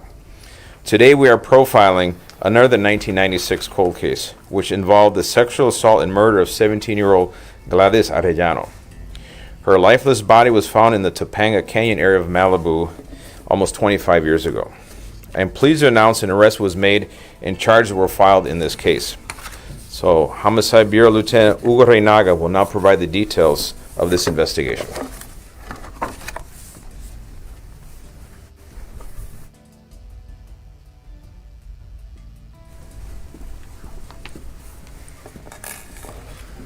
Good morning. On January 30th, 1996, the body of an unidentified female was discovered 30 feet off the main road at the bottom of a ravine in the Topanga Canyon area of Malibu. The victim was found partially clothed, and investigators suspected that she had been sexually assaulted. In the days following, the victim was identified as 17-year-old Gladys Ariano of Boyle Heights. The victim was last seen on January 28, 1996 at her home and reported missing by her family on January 29, 1996. During the autopsy, the deputy medical examiner determined Gladys had been sexually assaulted, beaten, and strangled to death. At the time of the initial murder investigation, serology evidence was collected from Gladys's body, and subsequently a DNA profile was uploaded to the state and federal DNA databases as an unknown offender.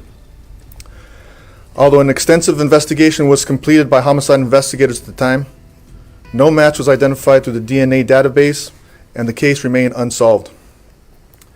Now, fast forward to November 10th, 2019, which is about a year ago, a suspect was arrested by officers from the LAPD Mission Division for a domestic assault charge. A DNA sample was collected from the arrestee and uploaded into the California DNA database. About a month later, in December 2019, Detective Joe Purcell, a 33-year homicide detective who officially retired in 2009, was assigned to the Unsolved Case Unit of the Sheriff's Homicide Bureau as a part-time detective. Detective Purcell was alerted to a DNA match to the evidence collected at the murder of Gladys Ariano in 1996. The match was generated from the DNA sample submitted by Jose Luis Garcia when he was booked for the domestic assault charge on November 10th, 2019. Detective Purcell obtained a search warrant to obtain an oral swab from Jose Luis Garcia in order to confirm the DNA match to the unknown offender sample collected at the time of the 1996 murder. Detective Purcell and his partner Sean McCarthy who is also a retired homicide detective working part-time, contacted Jose Luis Garcia at his residence in Fontana. After questioning Jose Luis Garcia about his knowledge of the homicide, the detective successfully obtained a DNA sample from him for comparison. The DNA sample was submitted to the Los Angeles County Sheriff's Department Crime Lab, where serologists analyzed it and determined that it matched the unidentified offender's sample obtained from the body of Gladys Ariano in 1996. Armed with a confirmatory match, Detective Purcell obtained an arrest warrant for Jose Luis Garcia for the 1996 murder of 17-year-old Gladys Ariano. Detective Purcell alerted a U.S. Marshal Task Force in Dallas, Texas, that Jose Luis Garcia had possibly relocated to the Dallas area sometime after being questioned by detectives.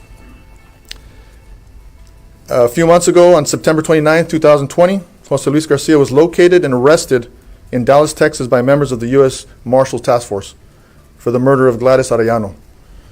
Last week, October 14th, suspect Garcia was extradited to California and booked in a Los Angeles County jail on a murder charge. And this past Monday, October 19th, suspect Garcia was arraigned at Van Nuys Court for the murder of Gladys Ariano and remains in custody with a $1 million bail. This case is typical of the type of cases that the unsolved detectives are faced with on a daily basis. We are gratified that we were successful in bringing this tragic case to a close. I'd like to introduce Samantha, the niece and goddaughter of Gladys Ariano.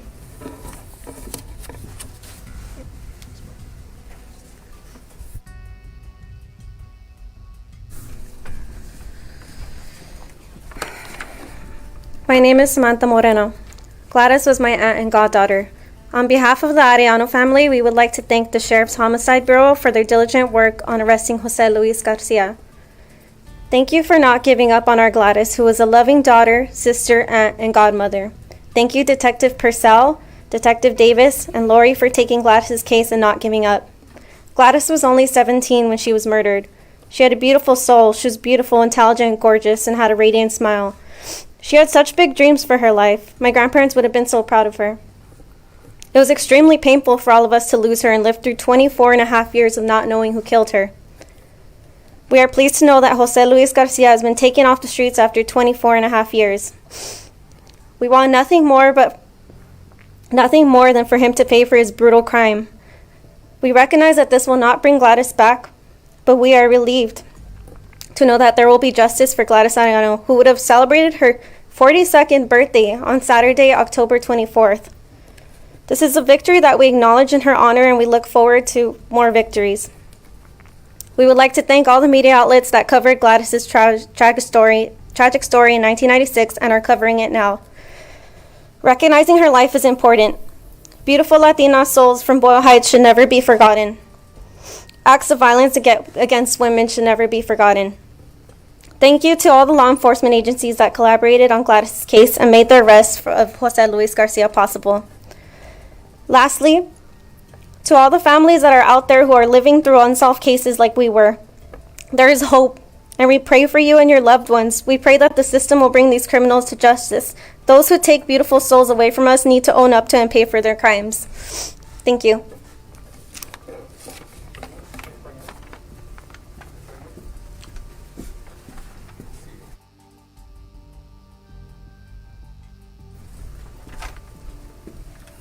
For the English version, are there any questions regarding this case?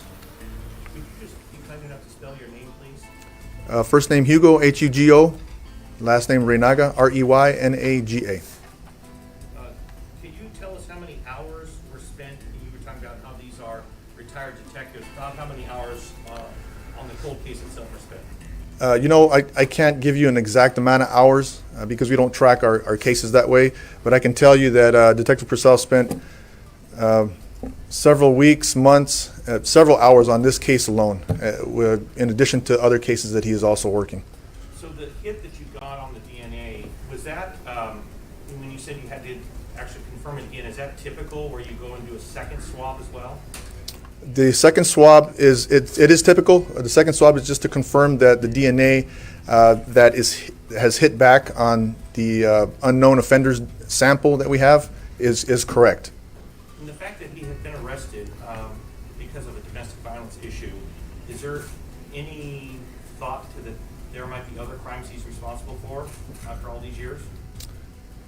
At this point, we don't know. That's kind of up to other agencies that may have similar crimes that haven't updated or uploaded their unknown offender sample into the DNA database. And how long exactly after he was arrested by LAPD that the hit was confirmed and you were notified? What was the turnaround time? About 3 to 4 weeks. Is that typical? That is typical, yes. What was the relationship between the suspect and the victim? The relationship, other than the suspect at the time of this crime living in near proximities, is unknown at this time. Like I said, the detective... You know, I think I've said this before, but you know how CODIS, why don't they just have, you always have to send a request in to see if there's a CODIS hit.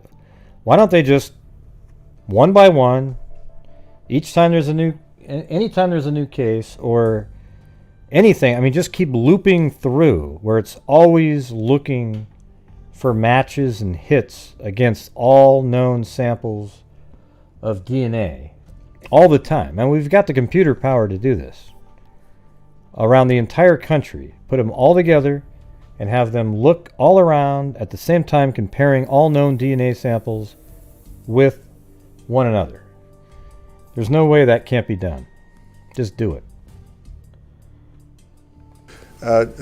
Interviewed the suspect prior to obtaining the DNA sample from him, and he was not very forthcoming with information. Was he not forthcoming because he didn't recall, or did he seem pretty agitated and nervous with this? A little bit of both.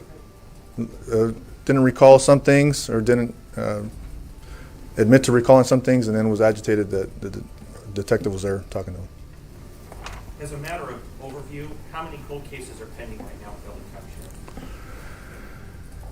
Cold cases, we have approximately 15,000 cold cases. Thank you, sir. So from the time that the gentleman was injured, Yeah, there's no such thing as closure, Cristola. how long did it take for him to Don't be a trolla. or for you guys to You're like a painful mola. So, Detective Purcell interviewed Jose Luis Garcia in February of 2020 in Fontana. And because this COVID hit, we're unable to really move forward with this case until recently. Yeah. Maybe July or August is when we started to track the suspect and found that he was no longer living in Fontana and he was in the Dallas area.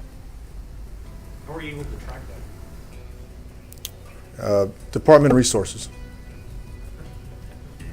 All right, we're going to do Spanish now. Thank you. Thank you, sir.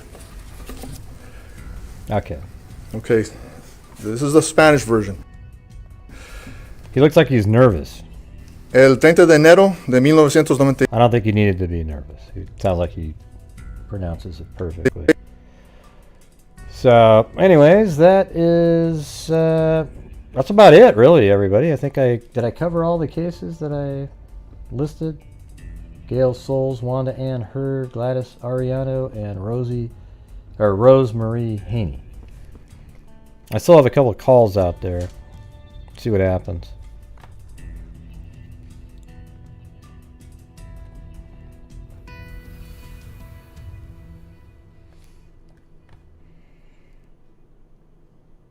Yeah, there's so many cold cases out there. It's crazy. Some of them are just so cold that you'll never get an answer, really. I mean, some of them are like that. But you never know, right? Here's the thing is, all those really old cold cases, if they have DNA, there's a really good chance they can be solved. If there's no DNA on those old cold cases, then it gets really tough. Somebody has to say, hey, I did it.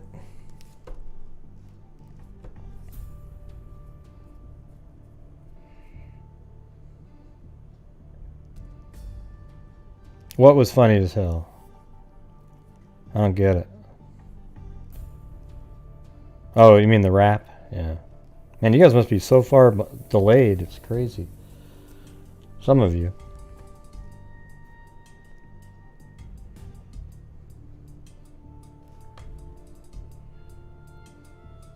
That's why, for that exact reason, that's why I don't do rewind mode. But yes, everybody, don't forget, just treat me, sometimes what you do is you treat me like some tacos, as Kit Kat would say, or a cup of coffee, because we do like 2 or 3 hours of a show. You know, I just pretend I'm a Starbucks person that just made you a cup of coffee. That's all you got to do. Because other than Stacy's incredibly generous donation, it's been pretty slow. Got to keep up the momentum to the end of the month.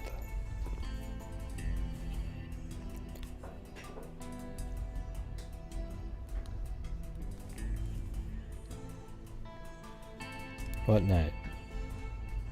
I don't even know what you guys are talking about the night. How can you tell if you're 10 seconds or not?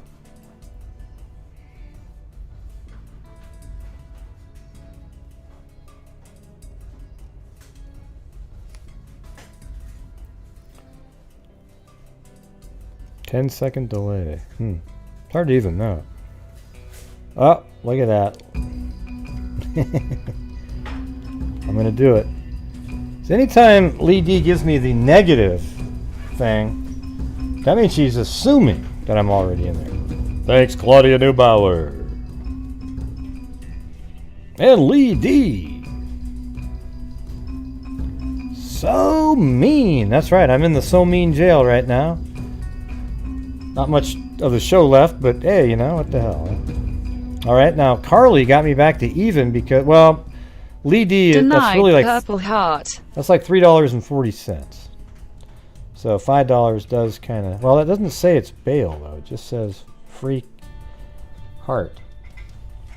So I'm not sure.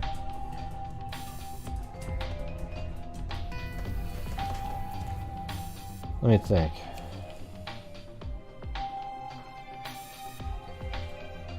Yeah, maybe I'll just take a stab into the folder of ones that I haven't done yet. Do you remember that night where I had people, they could suggest cases, but I got so many of them? I just stored all of them somewhere.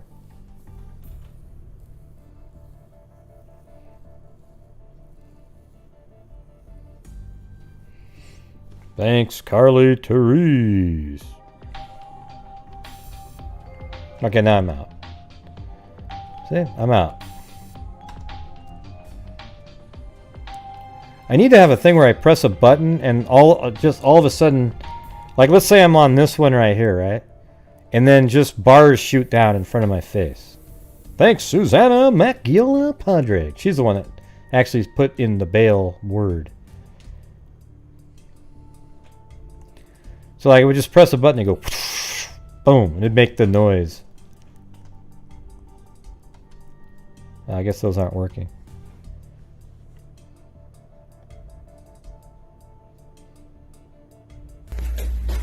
Oh, there you go.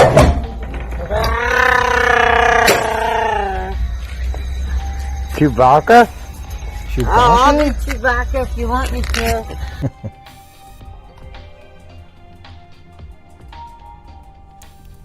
Get out of your cell.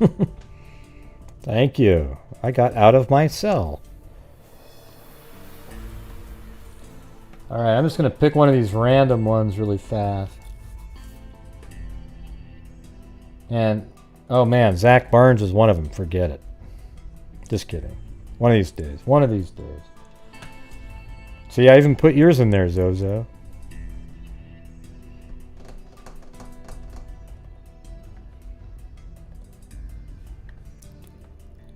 Alright, what about this one? Megan McDonald. Have I done that one? Doesn't look like it.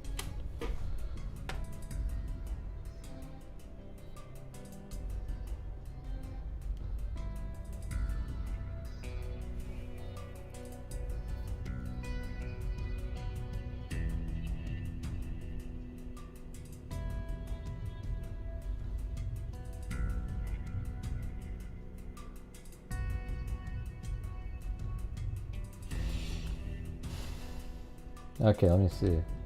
This is New York.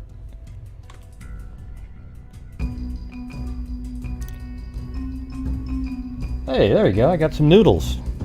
Thanks, Bush and Beach. It's hard to say that quick. Bush and Beach Lifestyle. Try to do that one quick, everybody. Bush and Beach Lifestyle. Bush and... Oh, man, forget it. Coup. Done. E-packs of noodles, lol. Yes, Streamlabs, it's LOL. Jesus.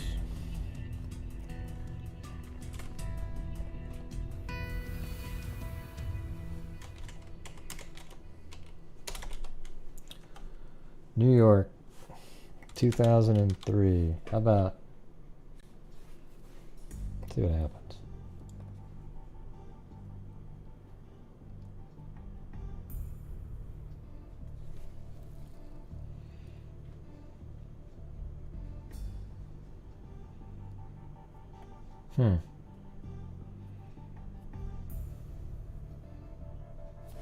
Well, let's see.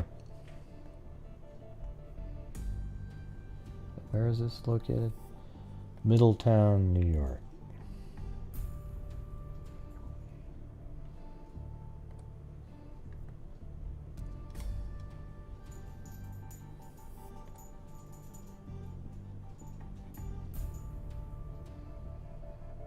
I wonder if maybe it's not 2003.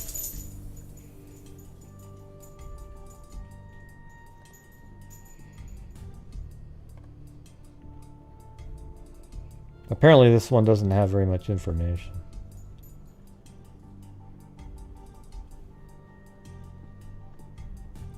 High school graduate, working college student, was moving to a new place. While doing this, she was brutally beaten to death. There isn't much information, just rumors and police theories. God, why wouldn't it be in the newspaper?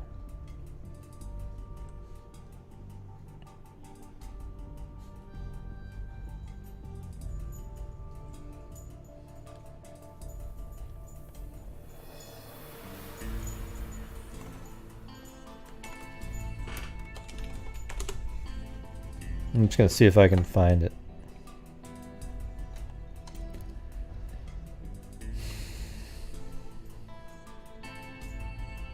Yeah, okay, well there you go. That's something on it.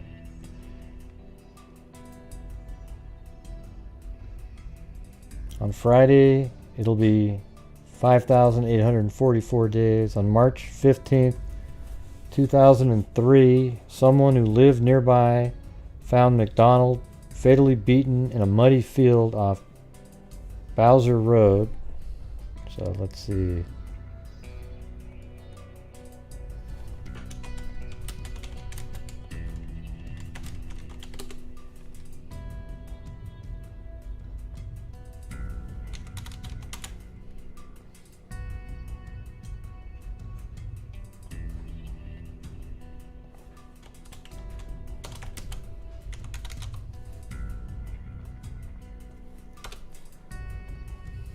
In New York, there's so many bodies.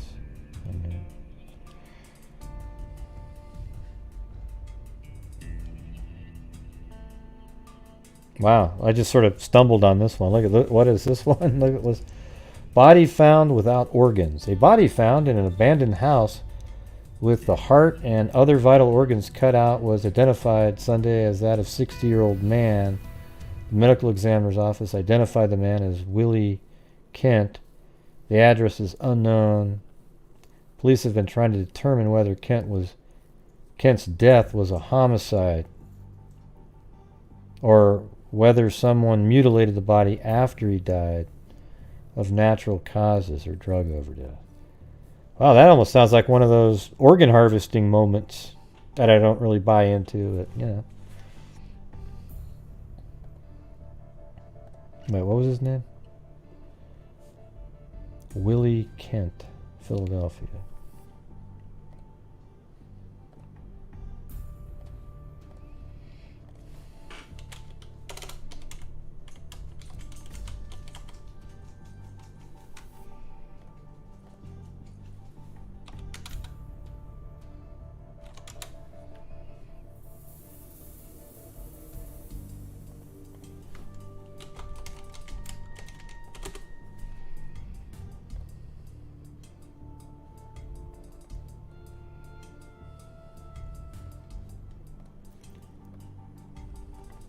I gotta check this one out.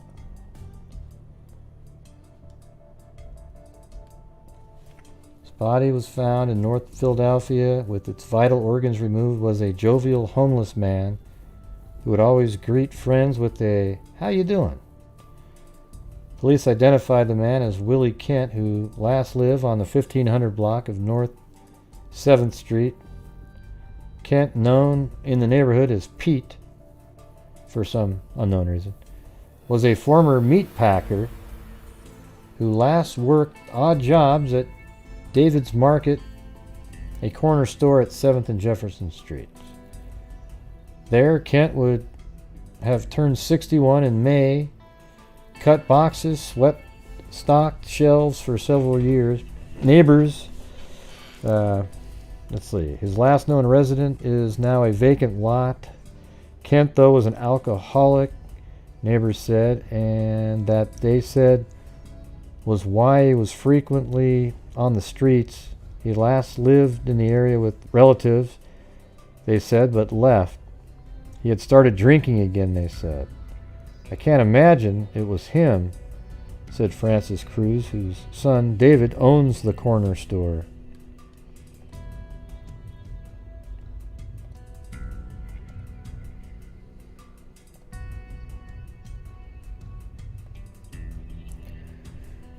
Sometimes he would ask me for money. Kent's identity became known as his autopsy got underway. Jeff Moran, a spokesman for the Philadelphia Medical Examiner's Office, said it could take 6 to 8 weeks for the autopsy to be complete. Police said that they have not ruled Kent's death a homicide, though that division is handling the investigation. Kent's body was found Friday in an abandoned row house on the 1500 block of North 8th Street. His heart, a lung, so just a lung, and his liver had been removed, and a rope was around his neck. Yeah, I think he was probably killed. Sounds like he was murdered. Police said that he had likely been dead for several days. Moran would not go into detail about the autopsy, but Roger Rothenberg, the Chester County coroner, said that the missing organs could hinder the autopsy and make it difficult for medical examiners to find an exact cause of death. If the cause of death is related to one of the body systems that is not available for study, well, how about the rope around his neck? Did you guys ever consider that at this point? Sounds like he was strangled to death and then somebody removed his organs. He said that Philadelphia medical examiners would likely look at a number of factors to determine cause of death. They include the overall condition. Well, let's just see what happens. All right, so that was Willie Kent, March 3rd. Now we're at March 27th.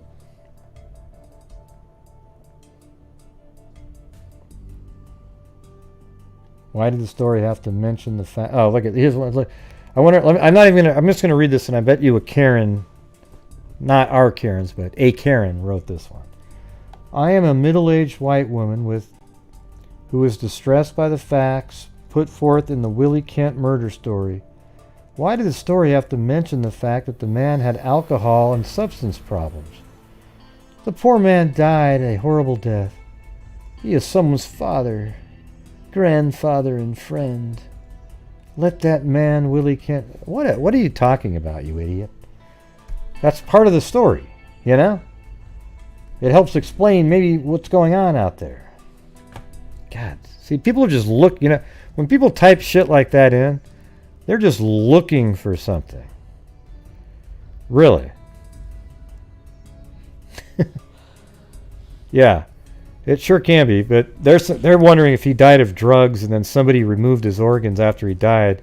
But that doesn't explain the rope around the neck, right? That's the part that matters. Like, right away, when you see a rope around somebody's neck and their organs removed, you can probably assume that he died from the rope, and then his organs were removed. But anyways, these people like this, I hate people like this right here. That's an absolute definition of a, quote, the new word for, the Karens going around. Just the whiny people. They show up on the videos every once in a while, too, just thinking they're so much higher morally than you are. Their moral superiority just is so incredible. And everybody else are just losers because they didn't think of that little nuance that you did. You're amazing, Karen. You're amazing.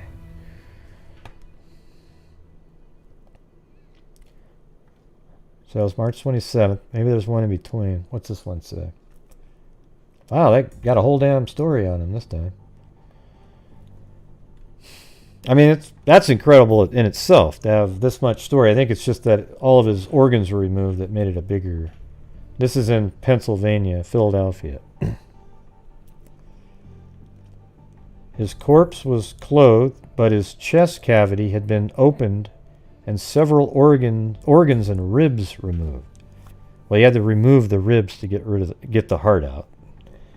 There was also a rope around his neck. Investigator, I guess you could get the heart out if you reach, cut open and reach way under, but it just seems like that's how they do it. Investigators do not yet know the exact type of instrument used to cut Kent or remove his organs, but they said the grisly handwork did not appear to be the work of someone trained in medicine. So maybe it really wasn't somebody who was going to do a organ harvesting. Let's see, the wounds independent of the neck to abdomen cut, so neck to abdomen cut, that was made to remove the heart, lung, and liver from 60-year-old Willie J. Pete Kent are typically telltale signs of murder. Yeah. Right, great deduction there. Investigators did not believe Kent was killed with the rope. Well, there you go. They don't think he was killed with the rope.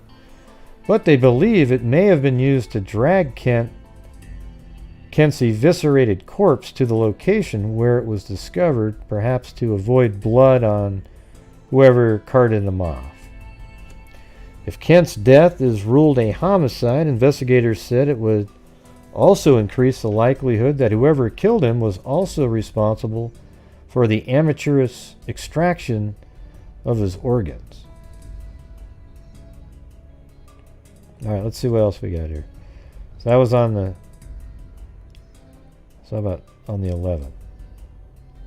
Homicide ruled. There you go.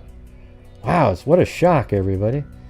The bizarre death of Willie James Kent, a homeless man, who was found with his internal organs mysteriously missing, was officially ruled a homicide yesterday. His death was caused by a penetrating sharp force injuries. Wow, so man, was he alive when, Jesus. The body of Kent, 60, was found February 28th inside an abandoned trash. See, isn't that amazing sometimes how you just stumble upon these? I just happened to notice on the far lower left corner the wording, and now it's this crazy story, Let's see. Kent was clothed, but his chest cavity had been opened, and his lungs, heart, liver, part of his esophagus, and some ribs had been removed. I want to know if they found those items, though. There was a rope around his neck, which displayed slice wounds. For police investigators, it wasn't immediately clear whether they were dealing with a case of abuse of a corpse, someone finding a dead body and mutilating it, or, as the medical examiner has now determined, murder, possibly by someone determined to obtain body organs. The determination took longer than the usual autopsy results, according to Moran, because the examiners in the case had to wait for toxicology and other laboratory tests. Such tests are often necessary. While Kent's death has been ruled a homicide, sources said there are some inconsistencies in the case that do not fit comfortably into a murder theory. Some things you might normally find aren't there, and some things that shouldn't be there are, said one source. 6 weeks into the exhaustive investigation, police do not have any theory for Kent's death except that they believe he was killed elsewhere and his body was dumped in the abandoned row house where he was found. They also do not believe that Kent was a victim of a ritual murder. We don't think it's an occult crime scene. On the other hand, police have had a hard time turning up evidence that somebody or some group wanted the likable neighbor drifter dead. We've almost run out the strings, said Mom. We're going to keep working it. Insane. Oh, shoot. Man, we're... Oh, come on.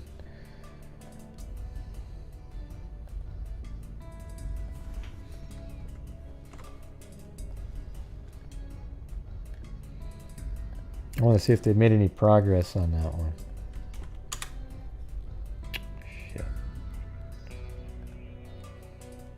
What was his name again? Willie... Do you guys remember his name? Anybody? Willie something or other?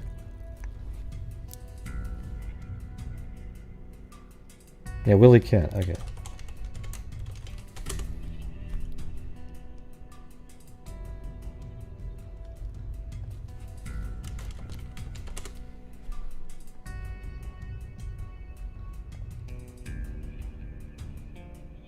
Oh, look like somebody did a podcast or something on it. The Mysterious Murder of Willie Kent. All Things Eerie from Erie, Pennsylvania. Oh, I think it's on... Here it is again. The Mysterious Murder of Willie Kent and Mary Rogers.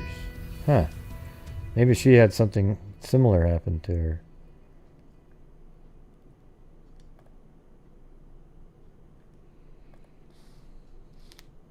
"9 years after a heinous North Philadelphia murder, a family still waits for answers." In the middle of the block. Isn't that weird to stumble upon a case that was actually podcast worthy? Just like that.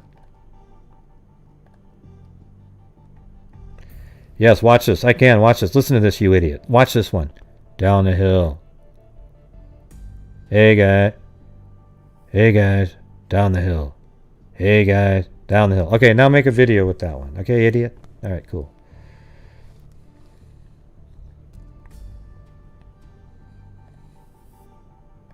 No, don't hide that, idiot. Hey, guy. Hey, guys. Down the hill.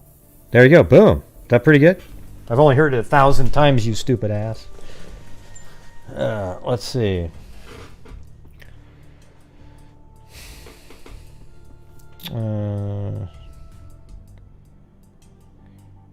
Yeah, it's always funny when idiots like that 40 guy right there show up and they're not even paying attention to an interesting case that's on the screen.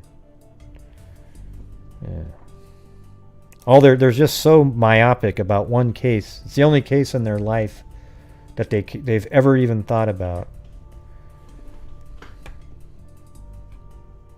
Low IQ. Low IQ. That's right. 9 days away from donation night. Boom!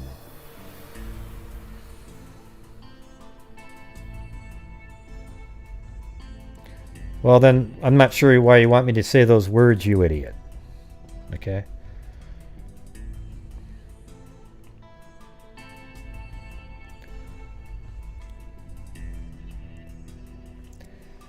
Yeah, so let me just see what's in this.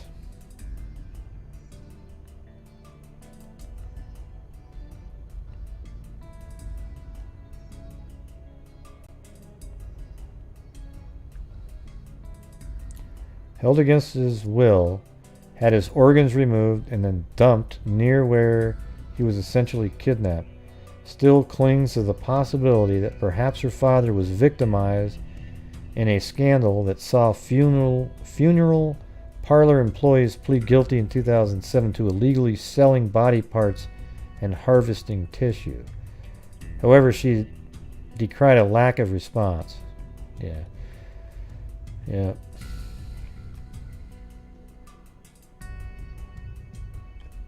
So who's the other person?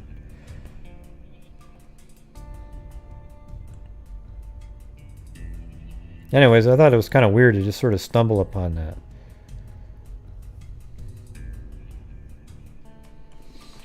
I have to check that one out, though. Willie Kent, huh?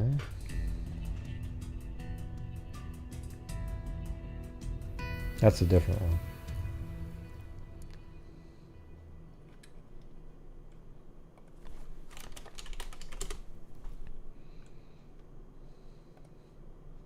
So who's Mary Rogers?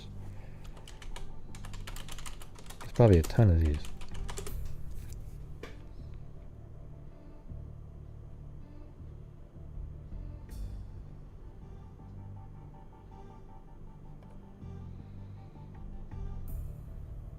Oh, it's 1841.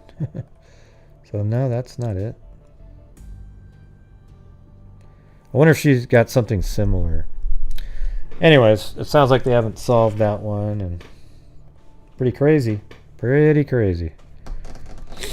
All right, everybody. I think that's going to be it for me tonight. Discuss the debate for a little bit. 4 different cases, and then a 5th case that was completely crazy.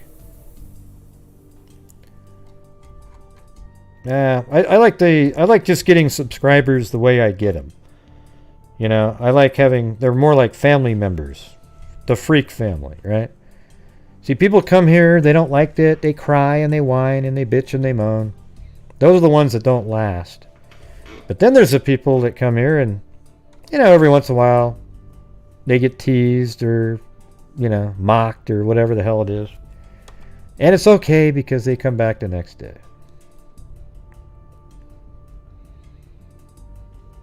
Why do you keep typing in heel? You sound kind of cuckoo. Yeah. So the thing is, I'm just going to grow at the pace that I'm growing. And however that works, it's how it works. Okay? But I'm not going to sell my soul to get subs like so many of these other YouTubers out there who cover this same damn case every single day, over and over again.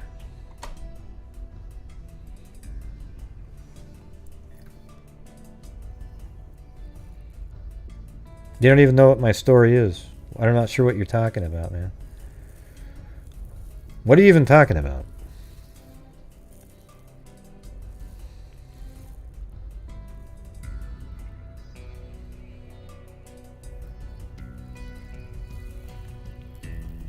Yeah, isn't that insane? People are still doing Watts. People are doing, you know, still covering Morphew every day like it's this really active case. Yeah, what's my story though, 40? So what's my story that you enjoy? Go ahead, fill me in a little bit. Because I have no clue what you're talking about.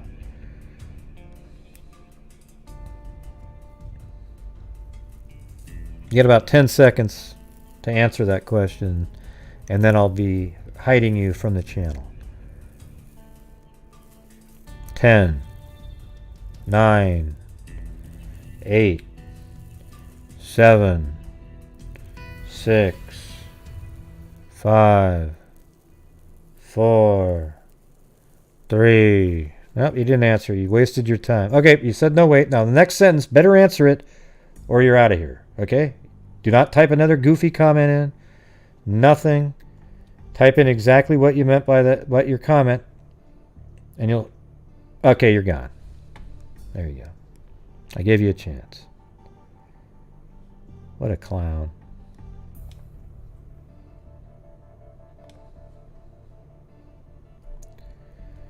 Good luck.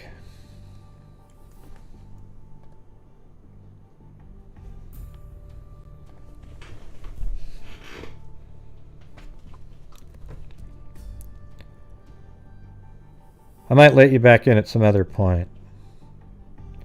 But you seem like a troll, wasting people's time, basically. Down the hill. I can't even spell hell. Look, down the hill. You can't spell hill. It's not H-E-L. Just an idiot.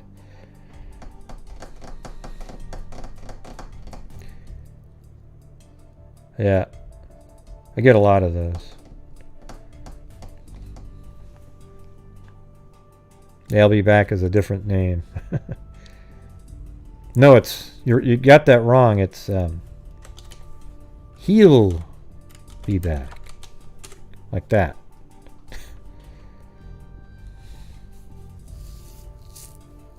Although I think that is how you say it.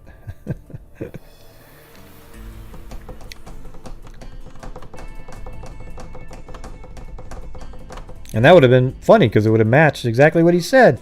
Man, Zozo, you missed one of a joke opportunity just for you. Dang it. I'll be back. Do you think this is the real Qued? It is. Consider the divorce. I can't do that one.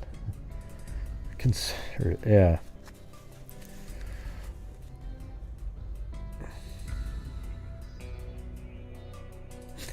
He'll be back. Yeah, that's funny. There you go. That's the fun. That's the joke. Reverse the two. Arnold.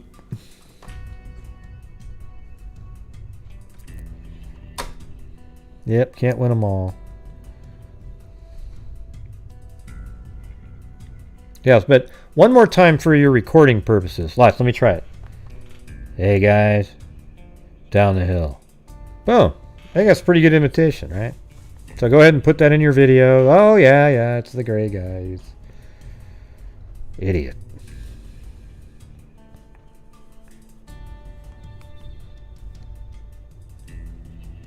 One more case? Which one? What case? Jesus.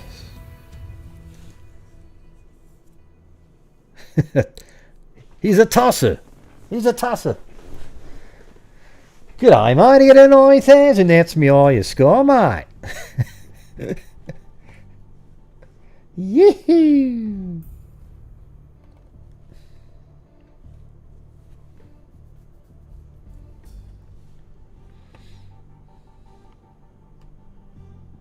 No, that's not it's not.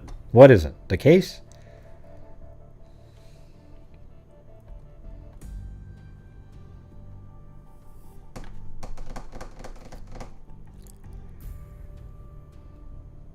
Yeah, right now where Zozo is, it's 4:40 in the afternoon.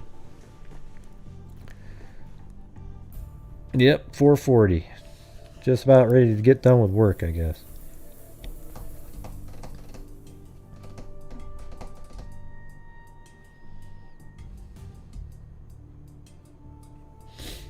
I don't even have a blue jacket. I got rid of. I'm sorry. I got rid of the blue jacket and I had a cap that was the golf hat thing and. Oh, did you hear Gray? He almost made a mistake there. He said.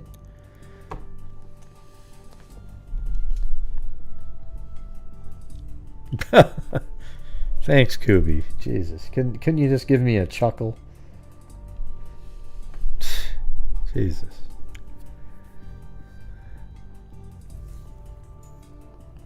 Oh, look, I do have this too, right?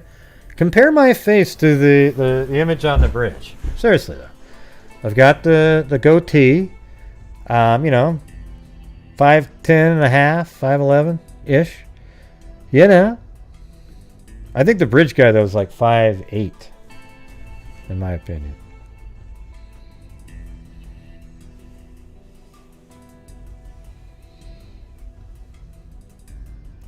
Oh, yeah, where? Where, Darlene?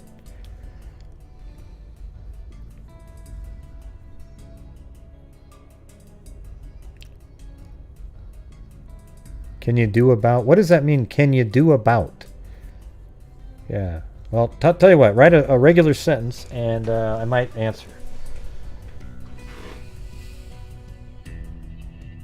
But if you want me to show at some point, send me a link to my email.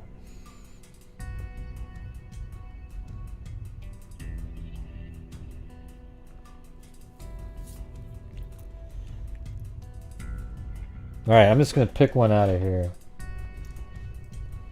Tosser. Crikeys. You know, it sucked when Irwin died. I mean, what a crazy way to die, too, right? Jesus.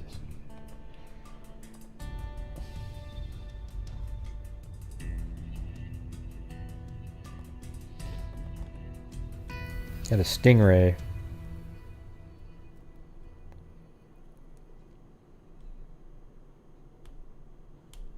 Oh, you had a parade? That's sweet.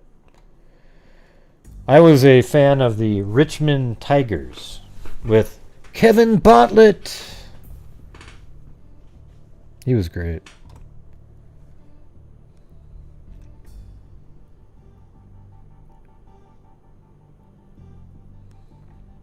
What's not a serious question?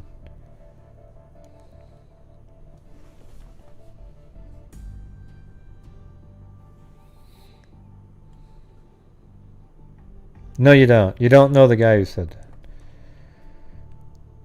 But you're the same person that was on here a few minutes ago, right? So how come you came back with another account so quickly?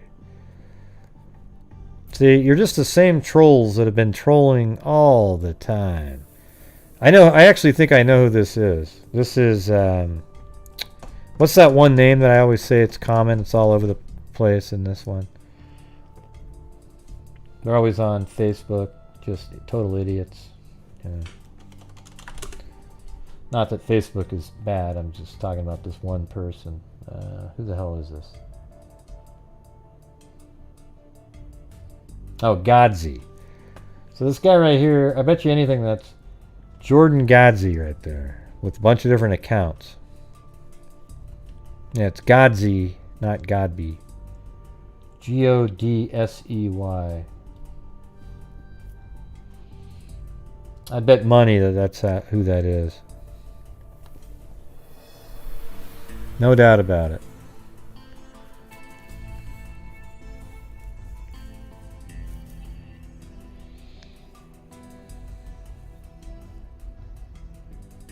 Yep, they're in the corner.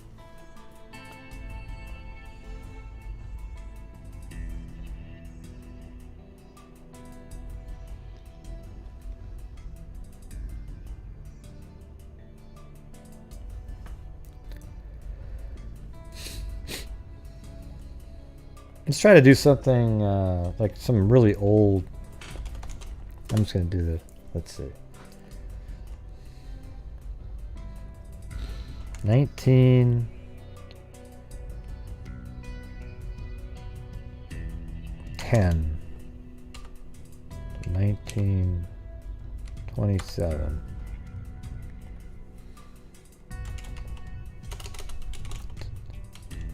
Texas. No, not Texas. No, it's got to be like 1952 to...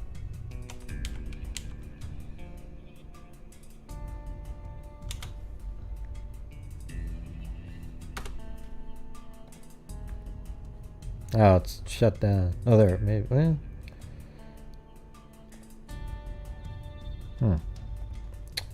I guess newspapers.com is struggling. Get back to that one later.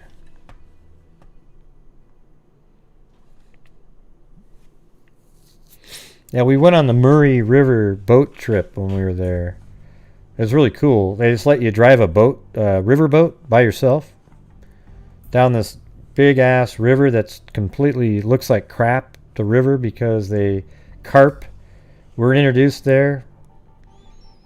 And basically if you catch a carp in Australia and you throw it back, it's something like a $500 fine. And there's another fish called a stench, or what was it? No, tench. think it's called tench. If you throw that fish back, you get fined. Because they're so disruptive. It's like knowing something is horrible, then you throw it back in the water. Yeah, so we went on a boat trip there. That was fun. You got to see kangaroos and wallabies bouncing around. Look at the kangaroos!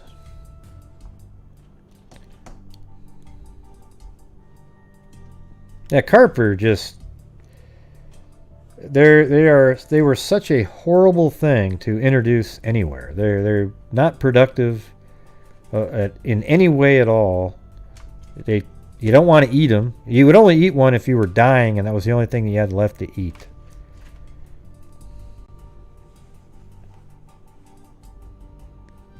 I mean, when we were kids, this sounds crazy, but you know, we wanted to put the fish out of its misery, so we caught this big carp. That, you know, we just caught the carp, and then we took it and hucked it against a tree, right? And then it exploded.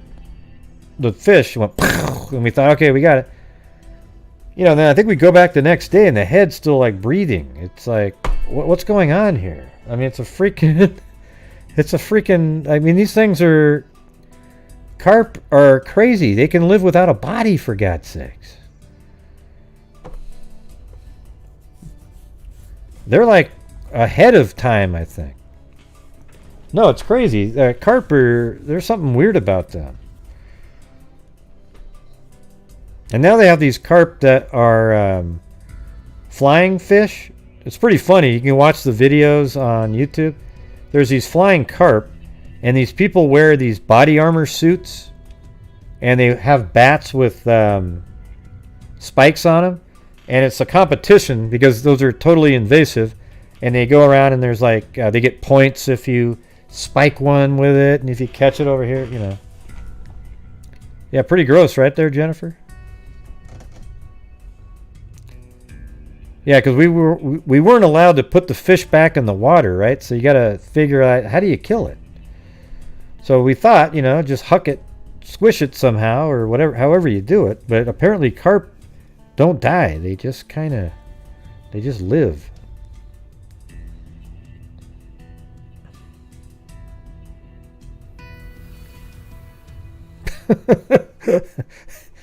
Okay, you didn't like that topic, Jennifer? All right, we'll switch it up a little bit.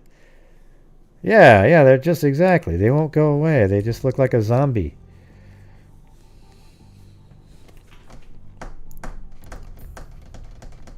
Oh, by the way, you guys should check out the was that her name? Leslie Stahl interview with Trump. She was a total idiot in that interview. She didn't know anything. She kept accusing and saying. It shows you the absolute bias that they have.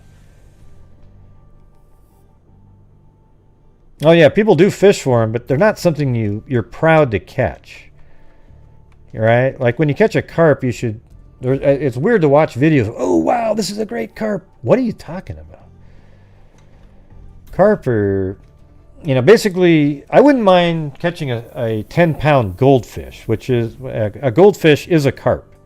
So if you took a goldfish, threw it into a lake, you know, maybe 10 years later, it would be 10-pound, this massive gold-looking thing, and then you catch it, you know.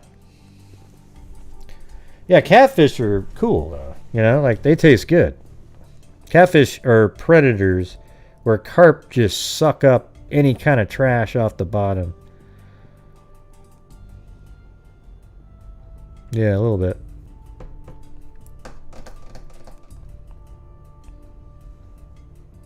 Yeah, like, I mean, I used to love bass fishing and stuff. Doesn't seem like I have a lot of time anymore, but I try to squeeze a few trips out there. Oh, I like alligator gar. Those are cool. They get huge too. I mean,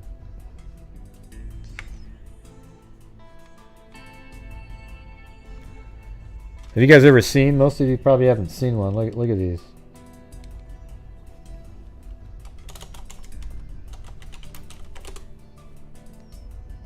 Yeah, so that's what an alligator gar looks like. but they're not little. Look at these things. And these are actually fish that swim in the United States, okay? See, most of you in here probably never seen one of these because it's not something you would have looked up. But, I mean, look at these. And that's why they call them alligator gar, because they got these freaking crazy-ass mouths on them with big-ass teeth.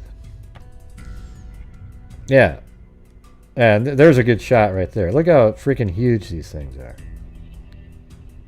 Alligator gar.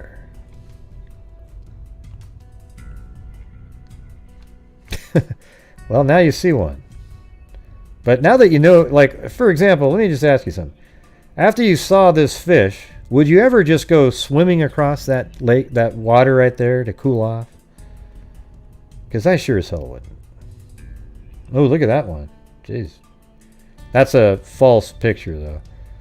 See how his foot looks like it's on top of it? He's actually way back behind the fish with his foot on the ground. And that's what you call forced perspective. Now, this one here is legit.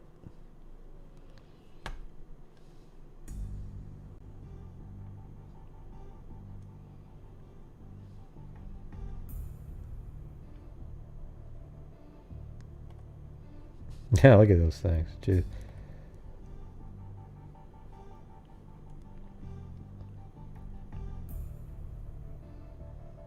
I like how like this one, the way they filmed that, it looks like it's about 20 feet long.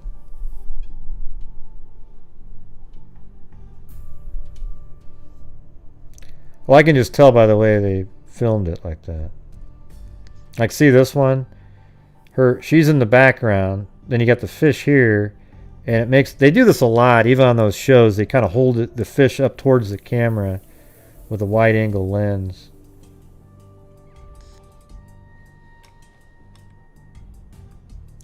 But yes, those actually swim. I think they're more like in the south, right? Arkansas, that kind of. I don't know if they attack humans, but I wouldn't want to like test the theory, right? Like, look at that. That's actually a fish. And right there you can see why they say it looks like an alligator. You know, it's called alligator gar, right?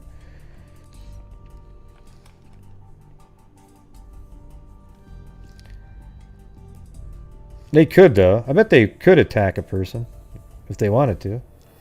There might be a reason that it would attack somebody.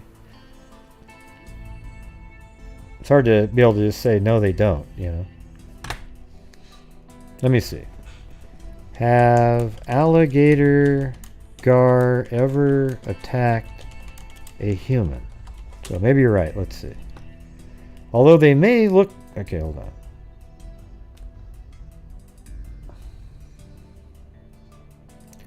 Although they may look ferocious, alligator gar pose no threat, there you go, to humans. And there are no known attacks on people. Okay, good.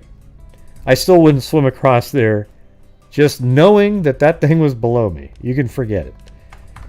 Okay? Just like sturgeon don't attack people, I wouldn't want to swim in the water with an 18-footer. Okay?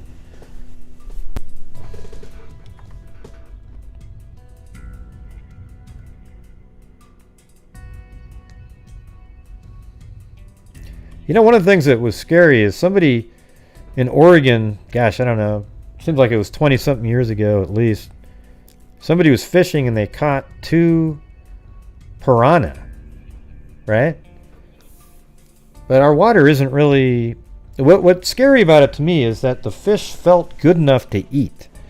And that's always when you say, huh, wow, it actually was ready to start eating. It was sort of comfortable, and now it was looking to eat. But fortunately, it gets too cold and then they die. But it was weird how they literally, at least I remember them saying that, but let me see. I think it was in the Willamette River or something like that.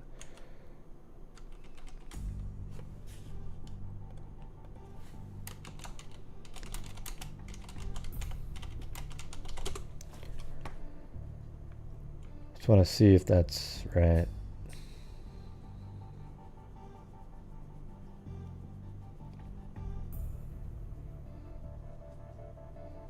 I wonder if it was a Pacu. Does Pacu look similar? Oh, there he is. Jeremy Wade again.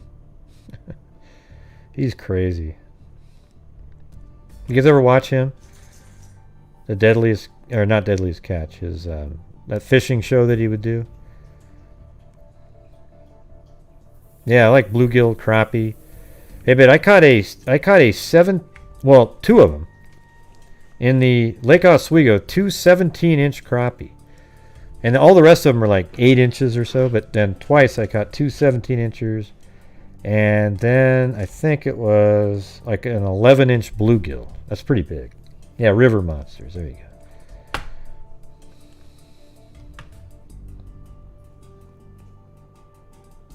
And perch are pretty good too. There's a lot of bones in them.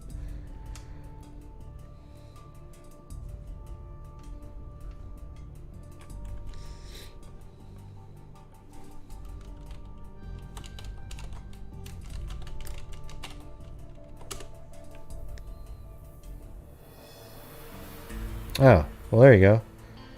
So when was this one?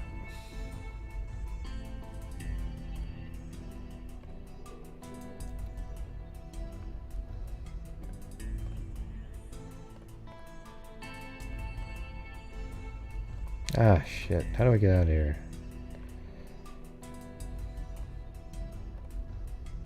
Okay. A young fisherman pulled a red belly piranha out of Johnson Creek in Portland suburb of Milwaukee. As Jason McGinnis, 14, pulled the flesh-eating fish out on Wednesday, it bit his finger. Rather than toss the fish back, McGinnis put it in his bathtub. He plans to sell it. The fish is the same type sold at some Oregon pet stores. Piranhas are illegal in Washington and California, but they're commonly sold in Oregon. The tropical fish was probably released into the creek by somebody who bought it at a pet store, said Chris Mullen. Well, that's pretty dumb to just let that go, right? I mean, could you imagine? I mean, what if they grew, you put a couple in there and all of a sudden, it's like that show Piranha, right? The movie, I mean.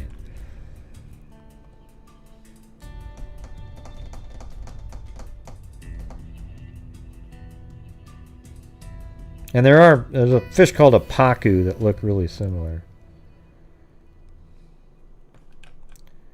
See, here's a Pacu. You guys ever seen one of these? Look. See, Pacus, they almost have human-looking teeth. They're weird-looking. And they can really crush. I think they actually crush these seeds or something and then eat them. But look how weird that is, right? I mean, that almost looks like we evolved from a Pacu. I mean, look how freaking perfect human teeth those are. Tell me those don't look like human teeth. Yeah, I eat tilapia all the time.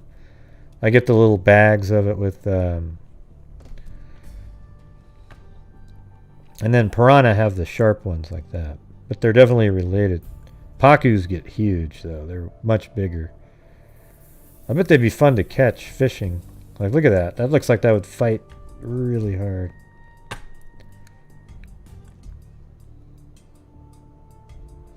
Yeah, I wouldn't doubt it.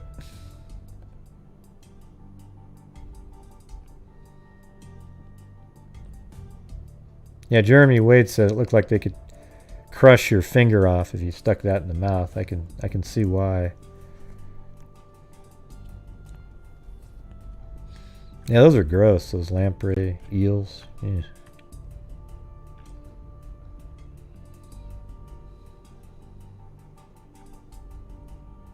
Yep. Okay. Yeah, muskies are cool. Muskies and pike. I think they're related to that alligator gar, you know. Like if you look at, there's a couple of things that I've noticed out there. Like if you look at a northern pike right here, you see how that has that similar look. And then a What was the other one I just said? Northern pike, and what was the other one? I just said it. Oh, and a muskie, right? Yeah, see? So there's a muskie there, kind of a similar deal going on. Similar mouth. And then alligator gar. See, I just think that they're related somehow. They've got a similar tail there. Let's see. Are pike related to alligator gar?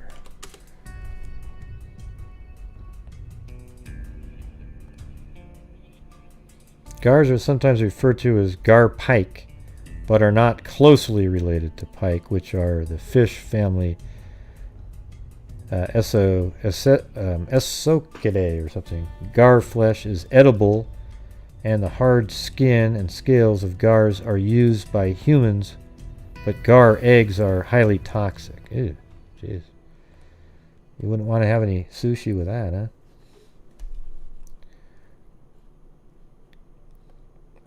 Or it could be parallel evolution, I guess, because they have that same. How about, let's see, so it was...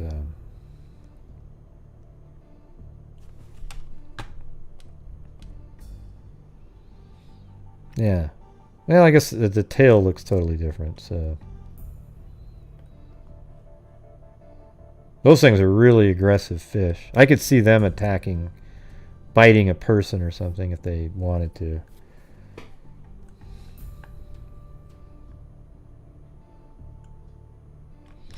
Now here's something I have noticed though.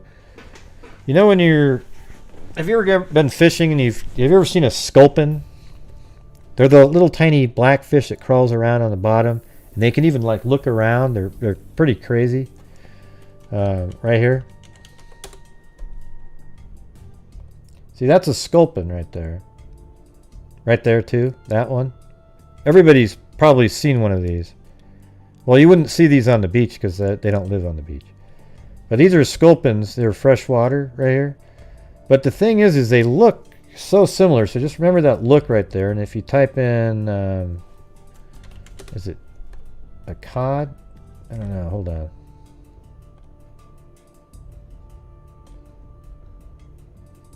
No, that's not what I was looking for.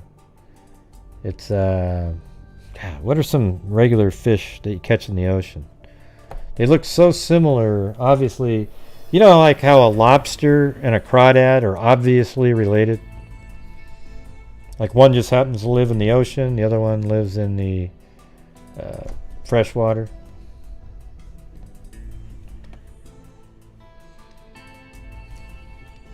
Yeah, I was thinking of ling cod, but I don't know if I spelled that right. Yeah, there you go.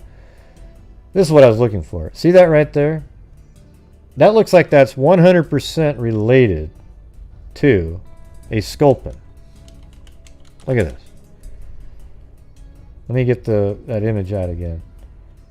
Like this type right here. So when you look at that one and you look at the everything's the same. Little different size fins, everything. But the look of the face is exactly the same. You got the two eyes kind of on the top. They almost have binocular vision like humans, because they look around. See that? And then the side fins that look like that. See? I don't know. I just think they look so similar. They've got to be related somehow. Let's see. Ling, cod, and sculpin. Let's see. Does it say that? Lingcod, Gringling, and Sculpin. Well, it looks like they're in the same article, so maybe they are. Is a large species of sculpin native to the Pacific coast of North America. Oh. Well, there you go. I don't know if a cod is. Maybe they're distant, but they sure look similar. Well, now that you're absolutely bored to death. Nothing to do with crime whatsoever.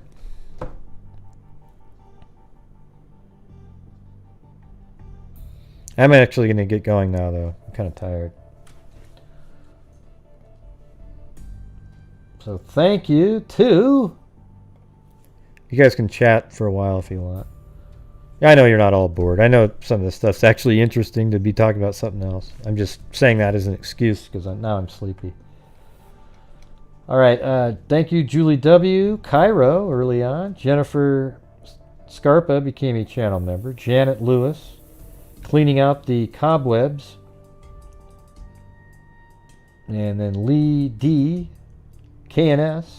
Cindy Leon. Barbara Smith and Stacy with the triple cat eye donation. Sarah M. Dadio Caspian Horses Rock. Kubi. Randy B. Claudia Neubauer. Lee D. Carly Therese. Carly Therese again. Susanna. Mac Giola. Padre. And Bush and Beach Lifestyle. And let me check over here really quick. Oh, and a PayPal from Megan. Thank you very much.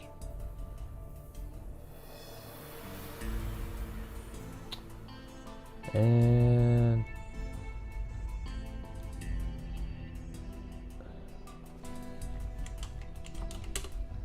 I think that was the one that came through that one time.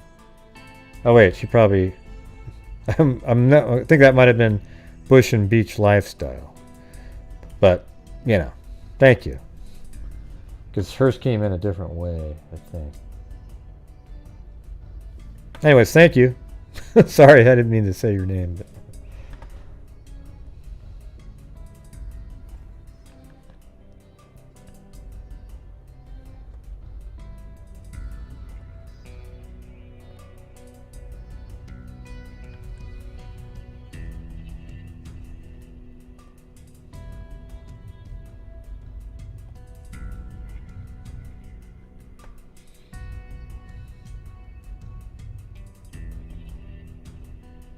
Okay, it's not you. You just happen to have the same picture.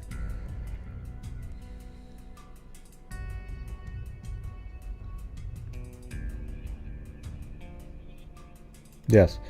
So thank you guys, and you know, make sure that you're still wearing your mask, maintaining your social distancing, and washing your hands as often as possible. Right, right. All right. So thank you very much, and you might want to check out on my Grays Investigates page if you want to help out Carrie. There's a what do you call it? The GoFundMe for her. She's been struggling lately with the surgery she had. They're trying to figure out what it is. But there it is. Yeah, I got it. I said it. You guys must be on a long delay. It's amazing. Oh, wait. That was just your humor. I get it. All right, everybody. So thank you very much.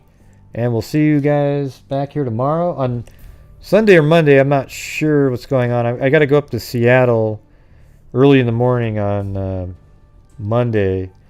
I'm going to do a EMG test, the electrical crap. So they can kind of pinpoint where I'm having, which muscles are having issues, and then maybe that can help determine what sort of exercises or what I need to be doing. Because I couldn't even do one push-up the other day because my left arm shoulder doesn't work right. I can do them. I mean, I could. I mean, with my right arm, it was weird. It was a weird feeling. Yeah, we know, Susanna. We know. Thanks.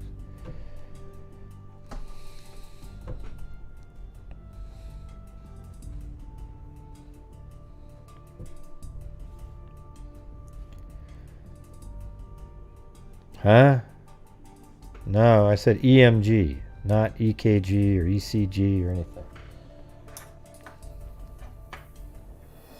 Yeah, it'd be cool if they could actually help.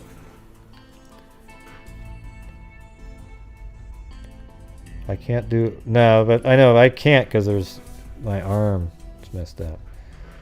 Yes. Hey, Suzanne, I'm thinking of also, like Kubi said, doing an EVP reading. That's going to be a weird one, though. It'll sound like this.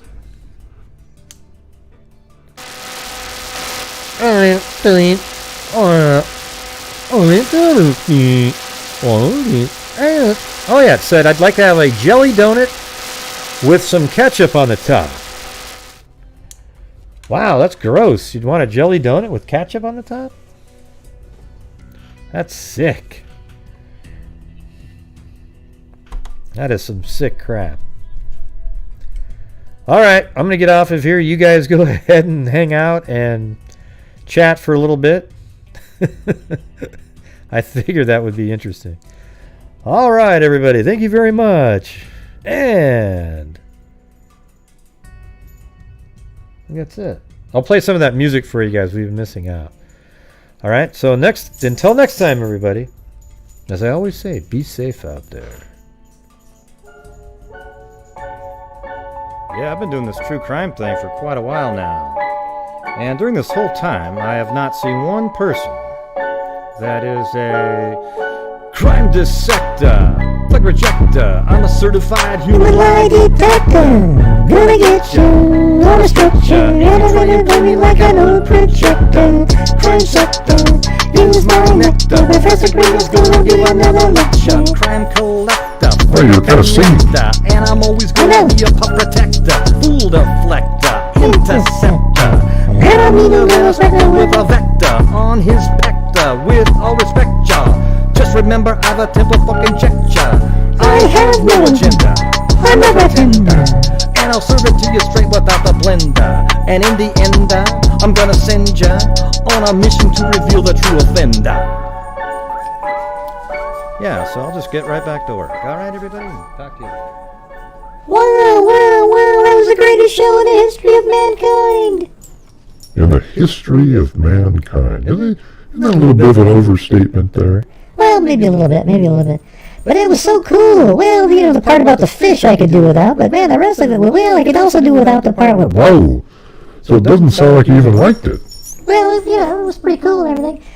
Alright, good night, John boy.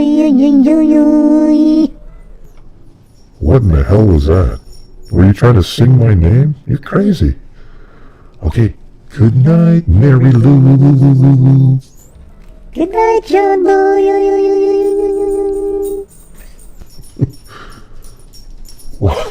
What are you doing? Are you doing some...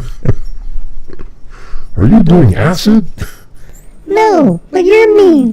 Good night, John boy. Gee. Good night, Mary Lou. You're so mean.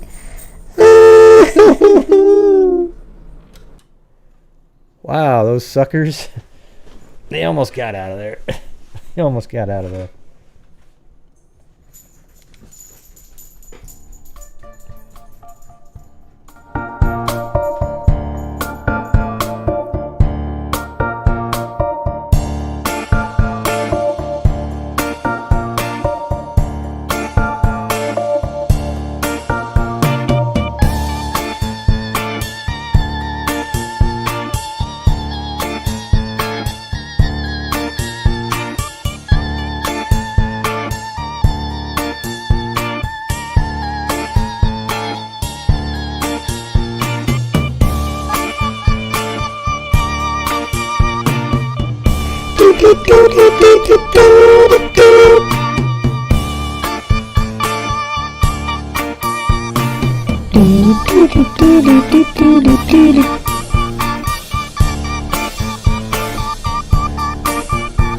Well, sounds like I got stuck.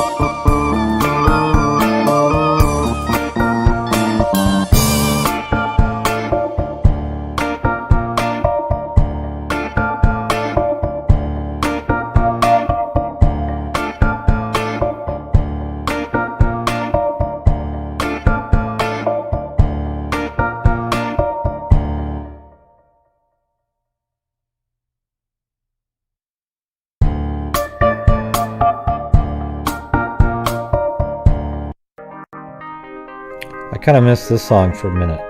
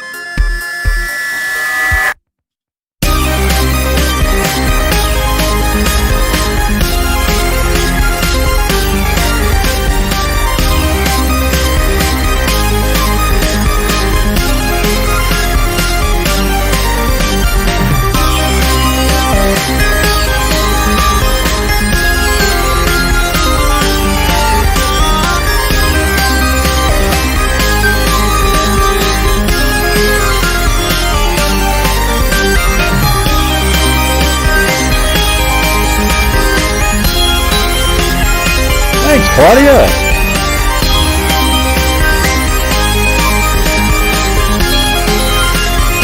What do you do, Bauer?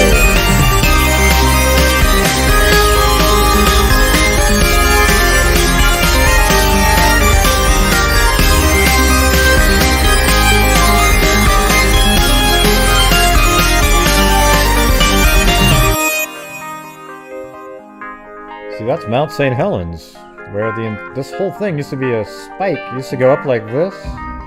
All of that got blown down. Right down there. And New AR died.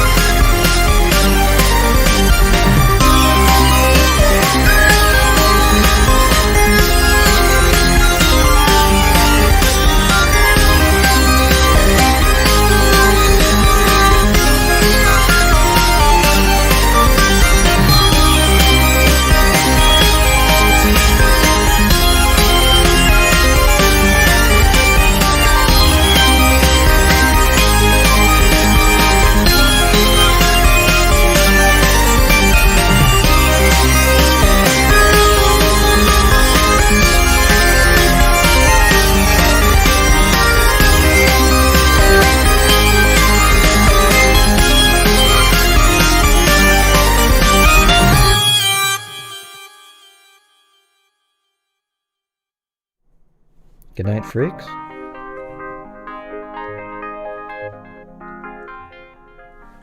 All right, keep chatting. Bye-bye. Be safe out there.